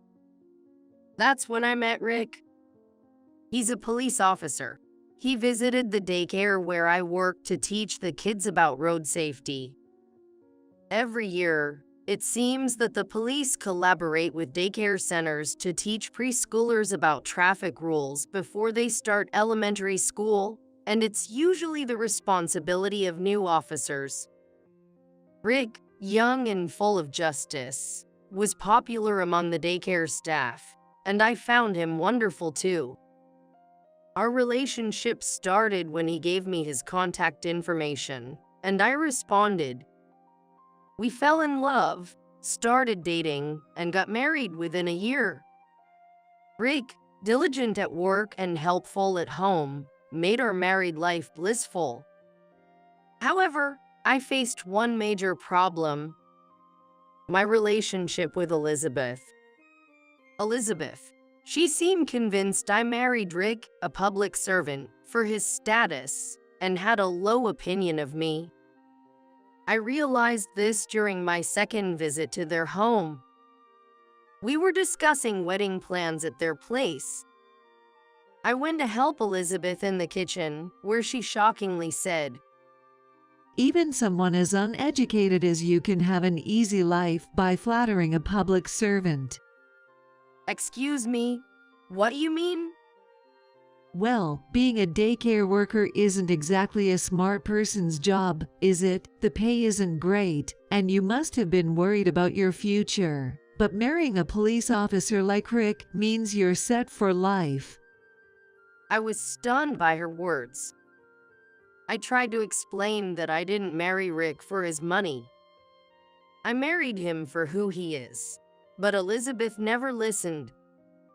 "You might deceive Rick, but you can't fool me." She said that, leaving me frozen in shock. From then on, every time I visited their home, she would make snide remarks. Since our houses were close, sometimes we'd see each other as often as once a week. It was always painful, but I endured it because Rick had a good relationship with her. About 6 months into our marriage, I discovered I was pregnant. Rick was overjoyed, and so was I. There were other things that made me happy about being pregnant. It was the fact that I didn't have to see Elizabeth for a while. I asked my mother to help with household chores. Elizabeth's offer to help would have made me uncomfortable. Rick understood and made sure Elizabeth didn't visit. Since our houses are close, I used to be called to my in-laws' house frequently, so not having to see Elizabeth was a relief. However, the distance from my mother-in-law was only until I entered the stable phase of my pregnancy. She called me after that, inviting me to collect vegetables from the family garden. As Rick couldn't come due to work commitments, I had to go alone. When I went to my in-laws' house, my father-in-law, Jason, welcomed me warmly and filled a bag with fresh vegetables for me. "They are pesticide-free, so they should be good for you and the baby. Eat plenty of them," he said kindly, making me feel grateful and appreciated. But as I was about to leave, something terrifying happened. Just as I stepped down the front stairs, I suddenly felt a push on my back. Desperately protecting my belly, I twisted and fell, sliding down the stairs shoulder first. It was only about 4 steps, but they were tiled, and I scraped my shoulder and elbow. Enduring the intense pain, I looked up to see Elizabeth, smirking down at me. "What a pity." She said that nonchalantly after seeing that I hadn't hit my stomach, and then she went back inside. I had only dealt with her snide remarks before, but now I feared for my life. I discreetly confided in my mother, who was visiting. She listened intently and asked me to tell her immediately if anything else happened. After that, I made sure to visit my in-laws only when Rick was with me, and spent most of my time at home with my mom. This helped me avoid further harassment from Elizabeth. Thankfully, I gave birth to a healthy son, Kevin. Holding my little boy, all the pain and troubles seemed to vanish.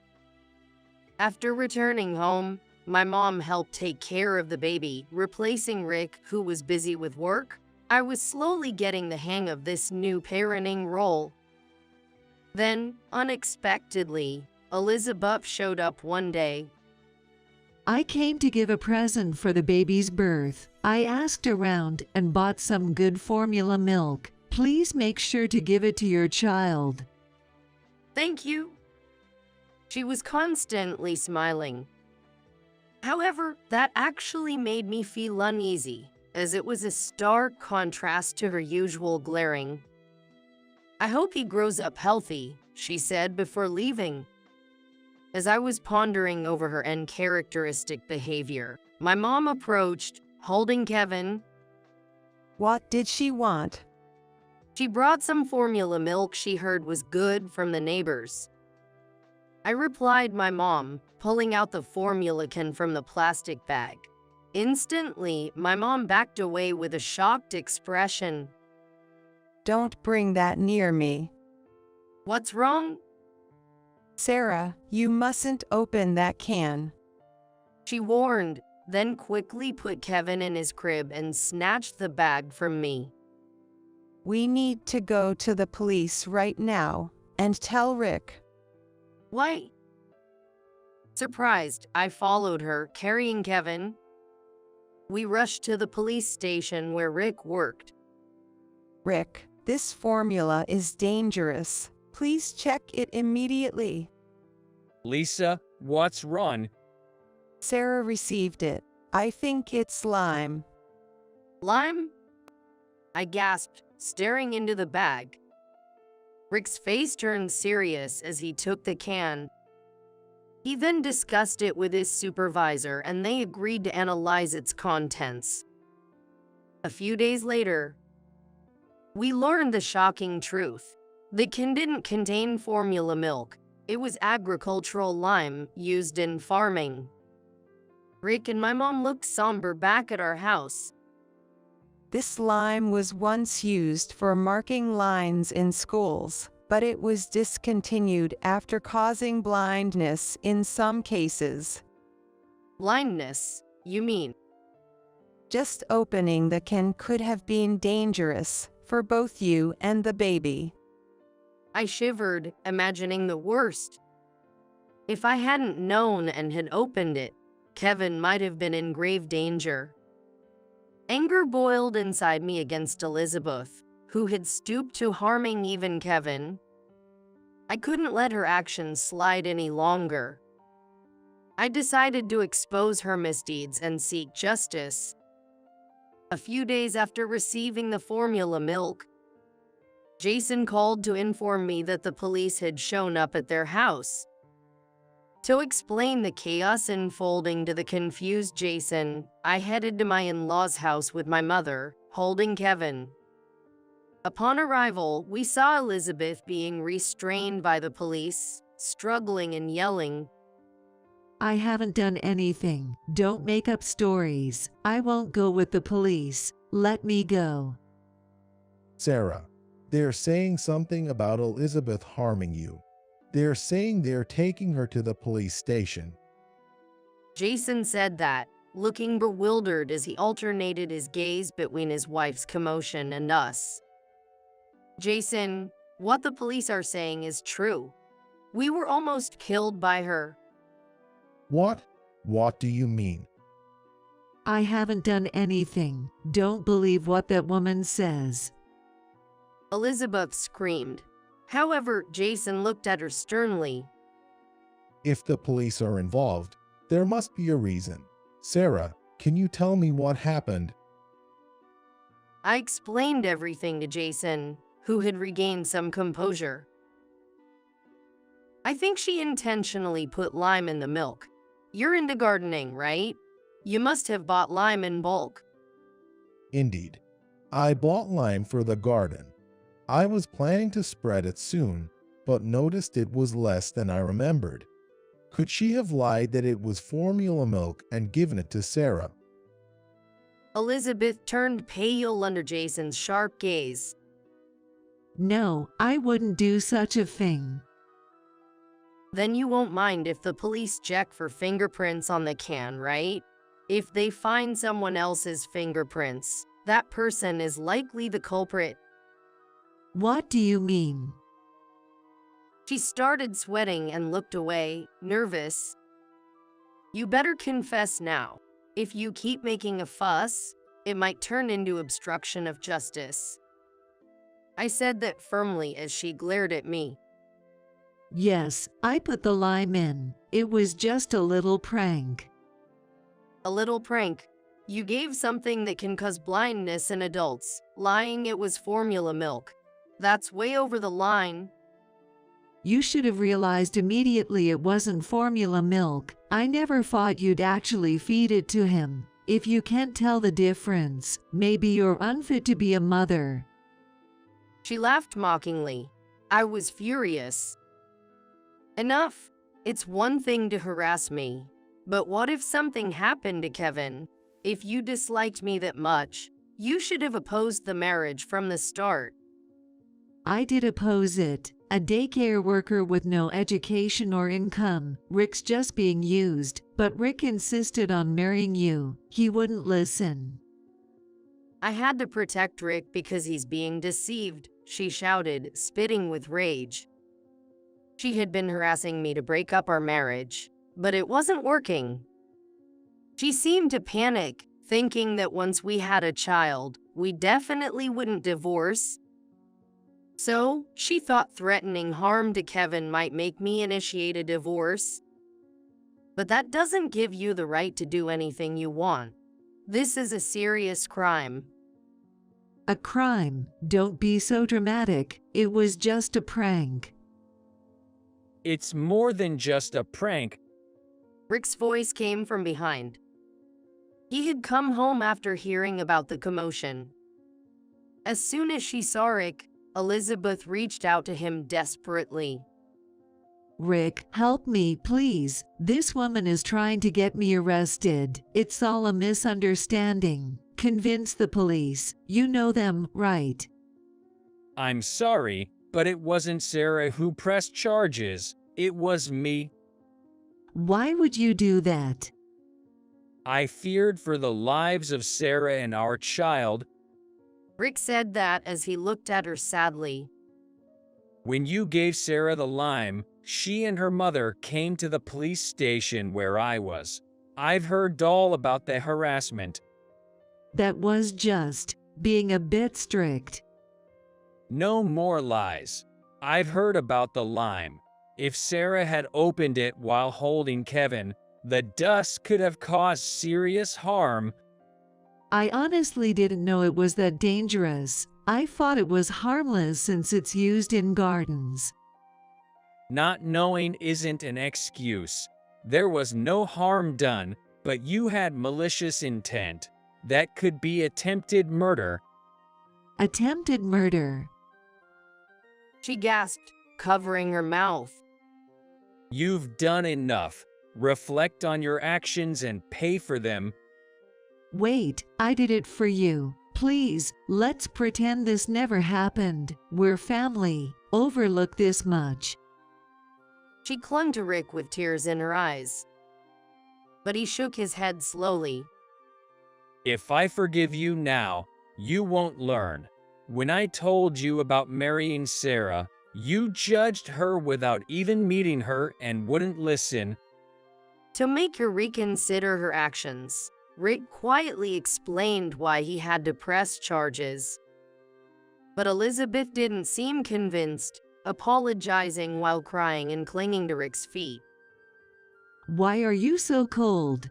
Do you know how hard I've worked to raise you? Are you really taking the side of a woman you've only known for a few years over your own mother? That's too much. I am grateful to you, Mom. You did a lot for me, like household chores and driving me to extracurricular activities. But the way you've treated Sarah is wrong. I won't withdraw the charges. No, please, I've reflected on my actions. I won't harass Sarah anymore. I'll do anything, even help with the housework. Just forgive me. Elizabeth began to cry uncontrollably. Still, Rick just watched her silently, without nodding. Then, realizing her appeals to Rick were futile, she turned to her husband. Dad, please help me. I'm not guilty. Tell the police I'm innocent. Jason quietly shook his head. I've been silent until now, but what you did can't be forgiven. You need to pay for your crimes. Why are you taking her side too? If I get arrested, I can't live here anymore. Didn't we say we'd enjoy our retirement here, gardening? Are you okay with losing that dream? The neighbors, having heard the commotion, were watching from afar. If she were taken away now, rumors would surely spread. It could even become impossible for her to live there. But Jason remained unyielding. It's okay if I can't garden anymore. If it means Sarah and Rick won't suffer, that's fine. Enraged, Elizabeth shouted, You're prioritizing her over your own wife. You prefer a younger woman. You no good traitor. Exasperated by her foul language, Jason sighed. I never thought you were this terrible. I can't stay with you anymore. We're getting divorced. Get arrested for all I care. Are you serious? You're joking, right? We were fine until yesterday. Why are you suddenly talking about divorce? Jason held his head. Suddenly, watching you harass Sarah without remorse and insult others when things don't go your way cooled my love instantly. But everyone's on Sarah's side. No one listens to me. We are listening, and we're saying you're wrong. What you did is bad enough for arrest. How can you not understand that? Shocked, she fell silent at his stern tone. I don't want to spend my life with someone who lacks common sense. Jason said that, causing Elizabeth to tremble violently. Wait, if you leave me, what am I supposed to do? I have no income. My pension is not much. I won't be able to live. Please, just not divorce. She stretched out her hands, pleading as if casting a spell to stop the divorce. However, Jason coldly brushed her hands away. Her face was then a mess with tears and smeared makeup. She then turned towards me. Sarah, I'm sorry. It was my fault. I apologize. So please forgive me. If you forgive me, then Rick and Dad will too. Please forgive me. That's not really an apology to me, is it? You're just apologizing to get forgiveness from Rick and your husband, right? No, that's not true. I really do feel sorry. I'll do anything if it means getting forgiveness. You know, child-rearing is hard, right? I can help you with that. It will make things easier for you. She said this with a forced smile. It made me feel nauseous. How could I trust someone who endangered Kevin's life with such dangerous harassment to help with child-rearing? I sighed, exasperated at her complete lack of understanding. I'm sorry, but I can no longer trust you. Therefore, I want nothing more to do with you. Don't say that. Aren't we family? Family? You never thought of me as family, did you? You've always been trying to divorce me and kick me out of the house. Well, that's... I might have tolerated the harassment against me, but I can't forgive someone who harasses Kevin. I can't consider you family anymore, and no matter how much you apologize, I can't forgive you. Rick then signaled the police. They grabbed Elizabeth's arm to take her to the patrol car. No, stop. Don't touch me. Please, forgive me. As she screamed, the police led her away. She was later arrested for attempted murder. We didn't suffer any health damage, but due to the severity of her actions and her malice, she faced serious punishment. Jason divorced her, and Rick also decided to cut ties with her. Now, she is in prison, and we have moved and cut off all means of communication to ensure she cannot contact us after her release. She had a history of harassment and wasn't well regarded in the neighborhood. Her arrest spread her bad reputation, and she lost any supporters she might have had. Even after her release, she likely live a lonely life without friends or relatives to rely on. Being a housewife, she has no income. And with her age and criminal record, finding work will be difficult. It's sad to think about her situation, but for Kevin's safety, it was necessary. Kevin is now crawling and growing well. Watching him grow, I'm relieved we cut ties with Elizabeth. I'm committed to ensuring Kevin's health and safety going forward. Can you give your living space to me? It's too cramped with 3 kids. Suddenly, with her kids in tow, Amy showed up at the 2-family home where my spouse and I were living with my in-laws. At Amy's outrageous request, both my husband Sean and I were stunned. Facing our speechlessness, the in-laws also sided with Amy. The place you guys are living in, isn't it too big for just the 2 of you? Giving it up to this girl with 3 growing kids is just common decency, isn't it? You 2 would be fine in a storage room. At their unreasonable demands, I lost my patience. I couldn't take it anymore. I decided they deserved divine punishment for their selfish behavior.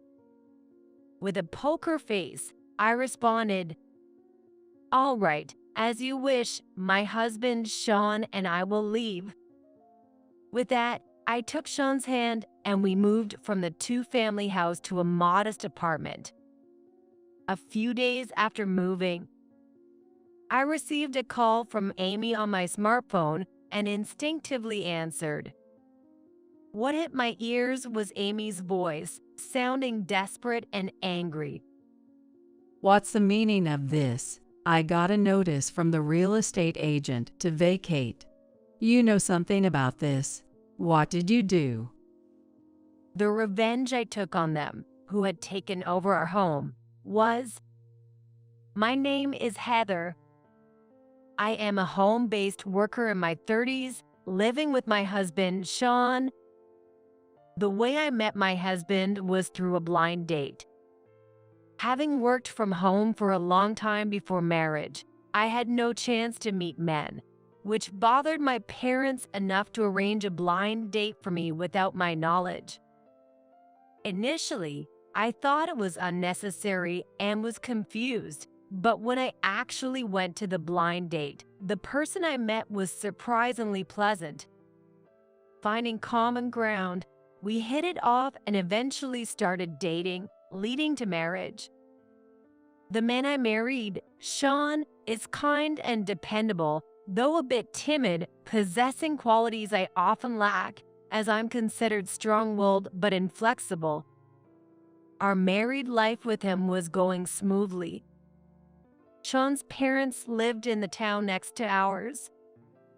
Though we didn't live with the in-laws, we maintained a fairly good relationship, occasionally staying in touch and being invited to their home. A few years into our marriage, Katie started suggesting we live together. We're getting on in years, and thinking about the future makes us anxious. Hey, if you don't mind, why don't we live together? Katie mentioned it casually, not wanting to force us, but then the in-laws began to bring up the idea of living together now and then. I could understand the in-laws' concerns about feeling insecure living just the 2 of them at their age, and I thought living with them, with whom we had a good relationship, might be nice. I was positive about it, but Sean seemed to have some reservations. Are you opposed to living with Katie and the others? Well, I think it'll be okay. His indecisive attitude was usual, so I didn't think much of it. Little did I know that such thoughts would lead to an unforeseen situation. One day, while leading a peaceful life, tragedy struck me suddenly. My parents were killed in a car accident. The suddenness of it left me in shock. Being an only child with no close cousins or relatives to rely on, I had to arrange the funeral without time to grieve. Since I already had no grandparents, I was to inherit all of my parents' estate. I had acquired a considerable amount of assets and my parents' land and house, but the grief of losing my parents and the business of the procedures made it impossible for me to be honestly happy. During this tough time, my kind husband, Sean, was always there, supporting me. And the in-laws, too, showed empathy towards me, unable to express my feelings freely. Heather, it's okay to cry when you're sad. Losing your biological parents so suddenly, it's natural to feel sorrow. I understand there's a lot you need to do, but you must first accept your feelings. Katie told me, making me realize I hadn't cried since my parents passed away. Finally, I was able to cry my heart out. Even after the funeral and inheritance issues were settled, the in-laws seemed more concerned about me, visiting our home more often and bringing gifts. If it bothers you, feel free to say no. Katie laughs at this, but I felt very comforted by the presence of my parents-in-law, who were so kind and concerned about me. I gradually came to think of my parents-in-law as my real parents, who were there for me and worried about me. Then one day, while having tea and chatting at our home, Katie brought up the subject of living together again after a long time. Hey, about the living together thing we talked about before. Even though Sean is with you, you must feel lonely losing your parents. Heather, would you seriously consider living with us? We really want to live with you and Sean. Of course, we can wait until you feel ready, but could you start thinking seriously about it soon? With earnest expressions, the in-laws made the proposal again, warming my heart. After they left, I discussed it with Sean, who was back from work. Katie and her husband proposed living together again. We have to deal with my parents' house, and I was thinking maybe it's a good opportunity to build a new home for us to live together. What do you think, Sean? Well, yeah, I think it'll be okay. Let's do it. Sean seemed to be worried about something, but he ultimately agreed with my wish. We then conveyed our desire to live with the in-laws and started preparing for it. My inherited family home was old, so we decided to demolish it and build a new two-family home on the land to live with the in-laws. The demolition and construction were costly, but thankfully, my parents' inheritance covered the expenses, and a few months later, a new duplex house under my name was completed. My parents-in-law liked the completed new house, and with a sense of relief, I started living with them with a renewed spirit. Initially, living with the parents was harmonious. However, I gradually began to feel a coldness in their attitude towards us. Hey, Heather, don't vacuum at such hours. It's too noisy. You're home all day. You can clean any time. You need to be more considerate of us in your daily life. At first, there were many comments about lifestyle differences and noise, but gradually, criticisms and nagging about household chores increased.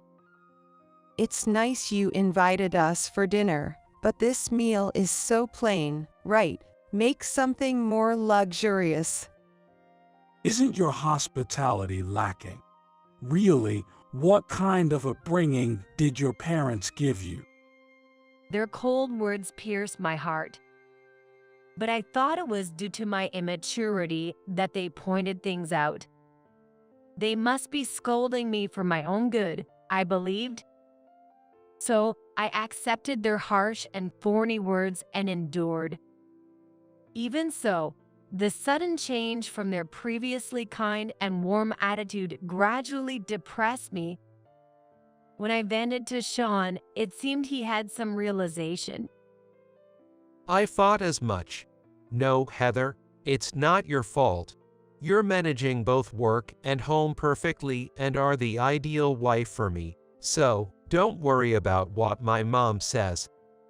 Sean's smile and words slightly healed my heart, hurt by the in-laws' attitude.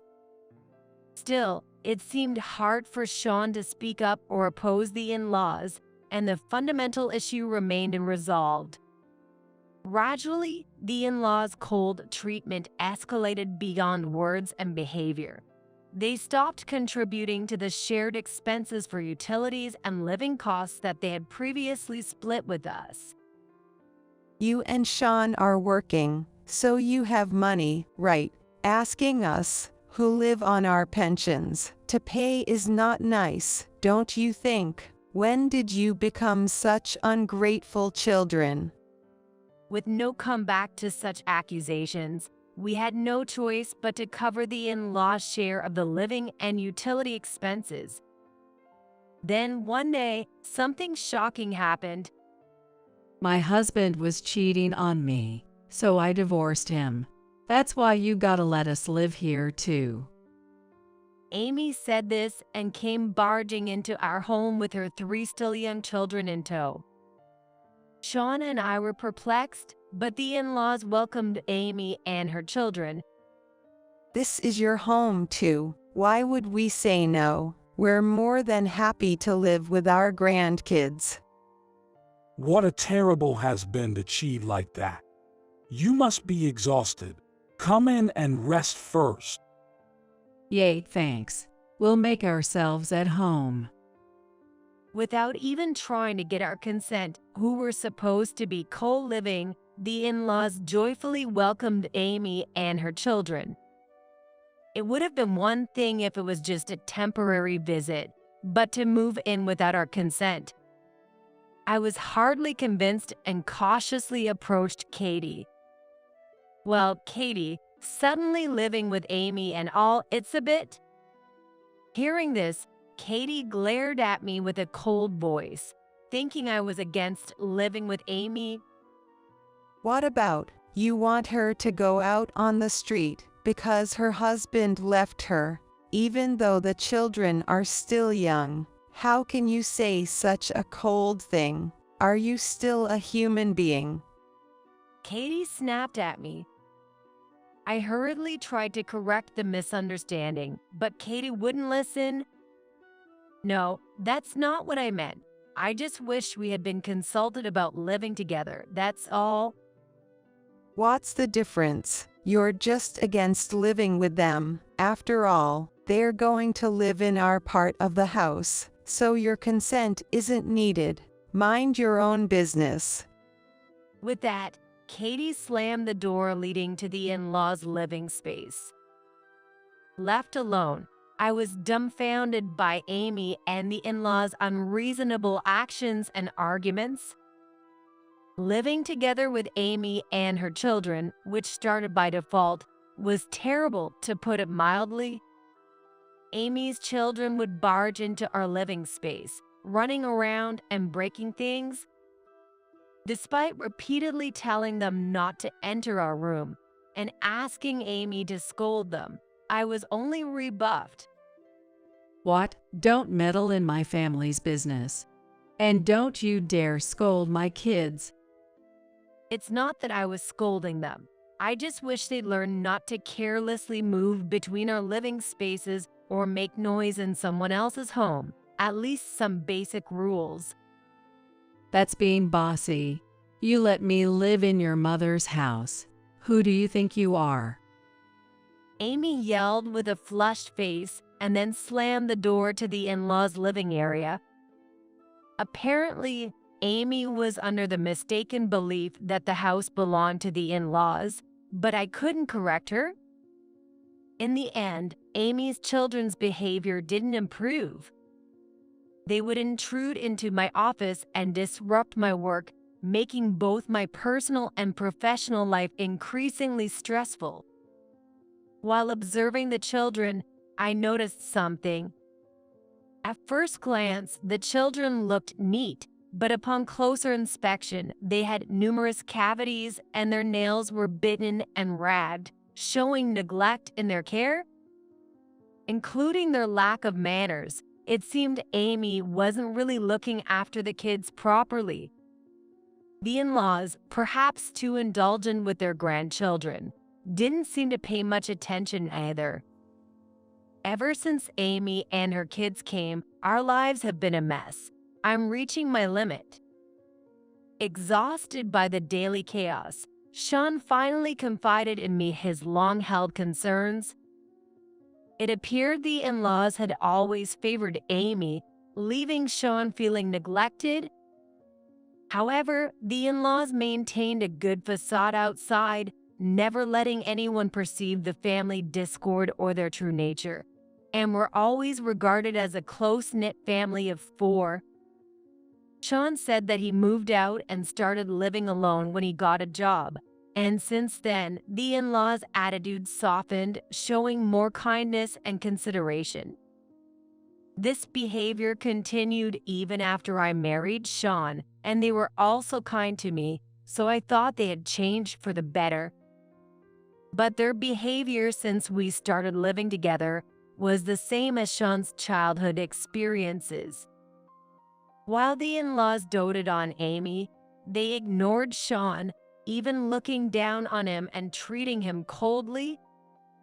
This attitude became more evident after they accepted Amy moving in, convincing Sean that the in-laws hadn't changed at all. It seems that my parents' true nature shows depending on whether we live together or not. They are kind and perfect to everyone outside, as long as we don't live with them. But their real attitudes are what we've seen since living together. I'm sorry for not realizing this sooner and making you suffer, Heather. He said with teary-eyed and apologized.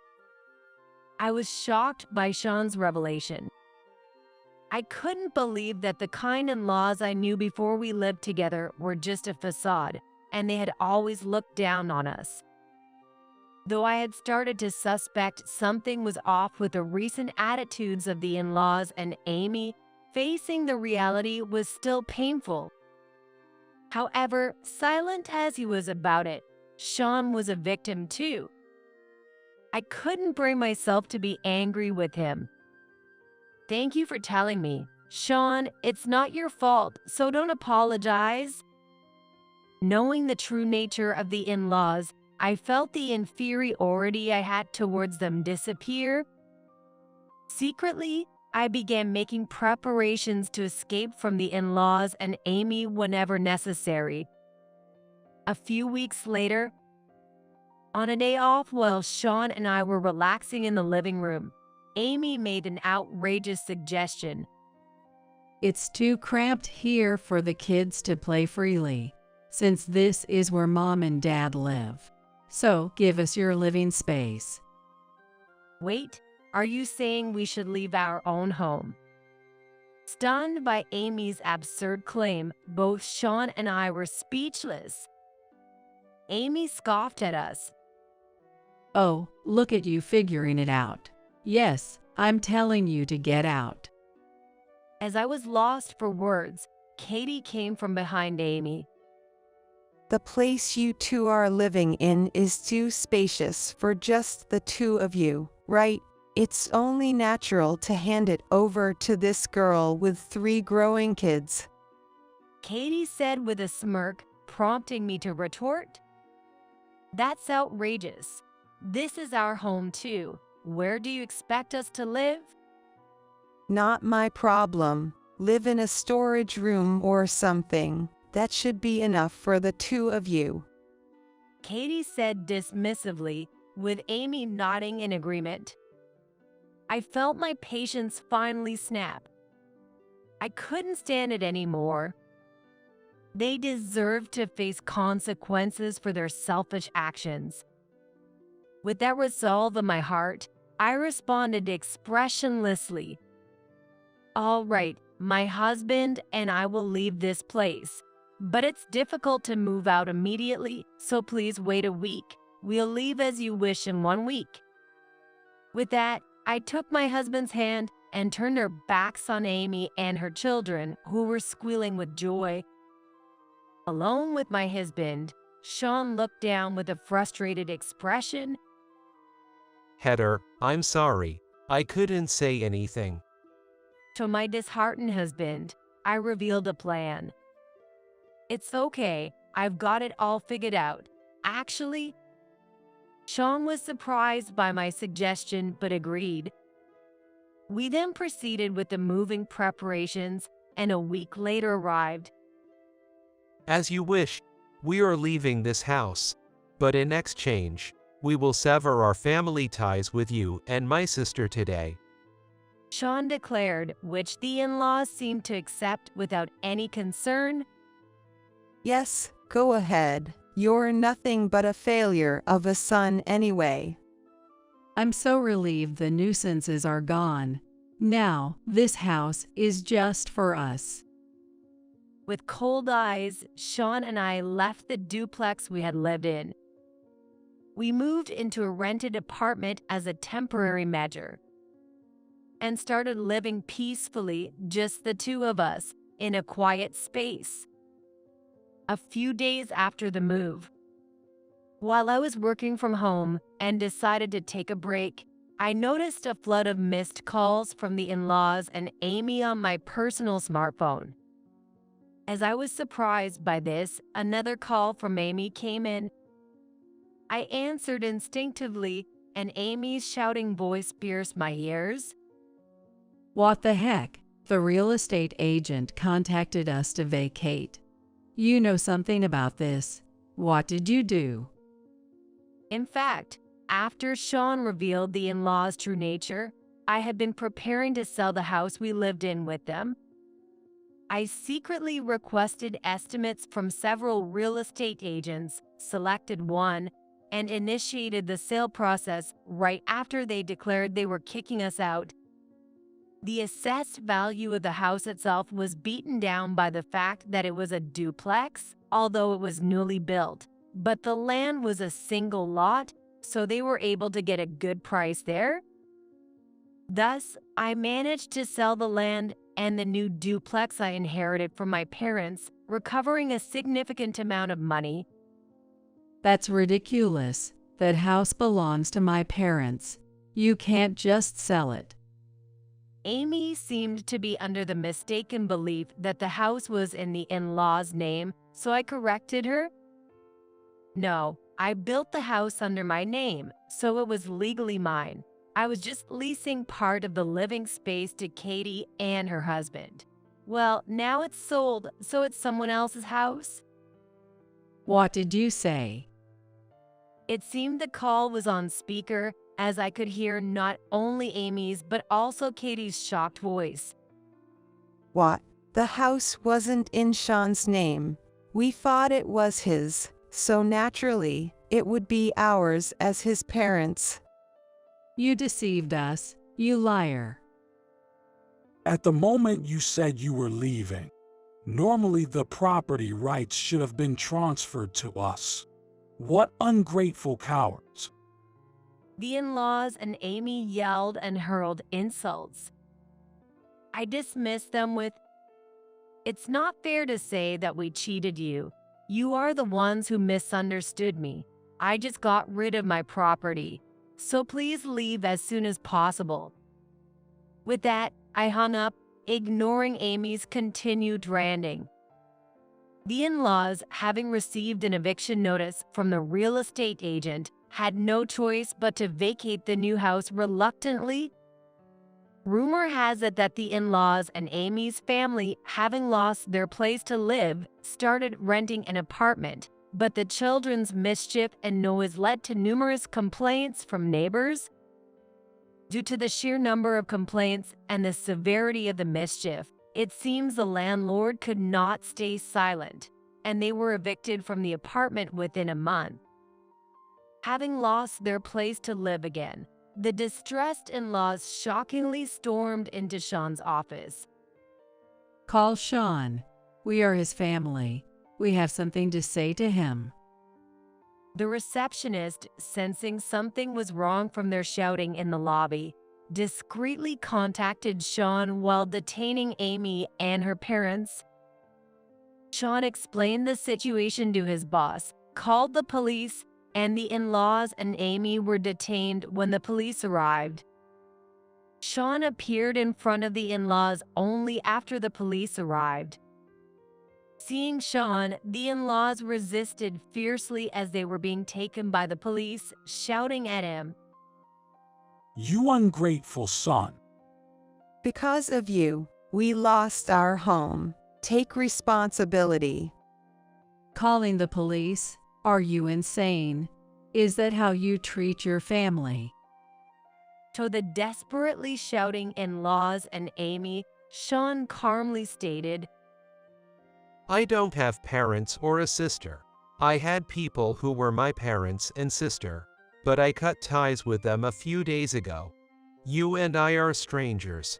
I simply asked the police to deal with the nuisance in our company's lobby. What of it? What? Stunned by Sean's words, the in-laws were speechless.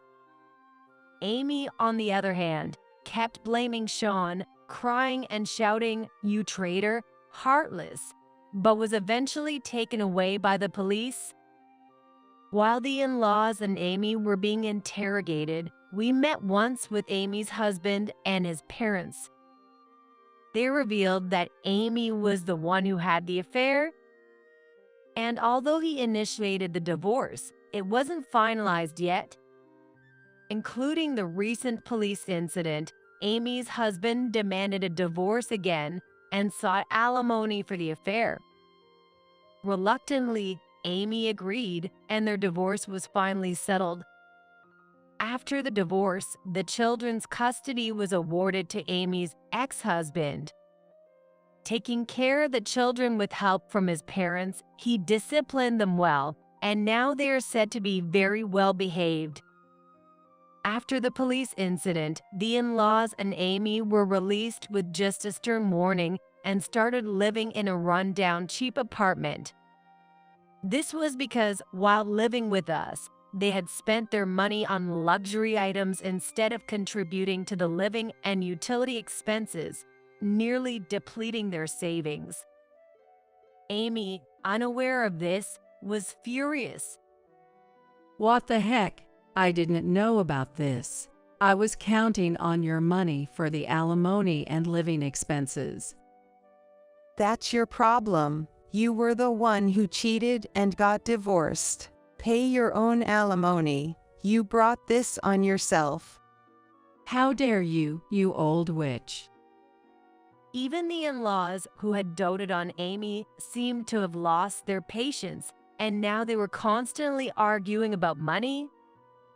Amy, having cut ties with her affair partner, could not rely on anyone and had to start working part-time out of necessity. However, Amy seems to be causing trouble at her job, and it's only a matter of time before she gets fired. Despite these troubles, the in-laws' spending habits haven't changed. With their living expenses stretched thin and no chance of saving, their financial situation continues to deteriorate. The possibility of being evicted from their apartment due to rent arrears seems imminent.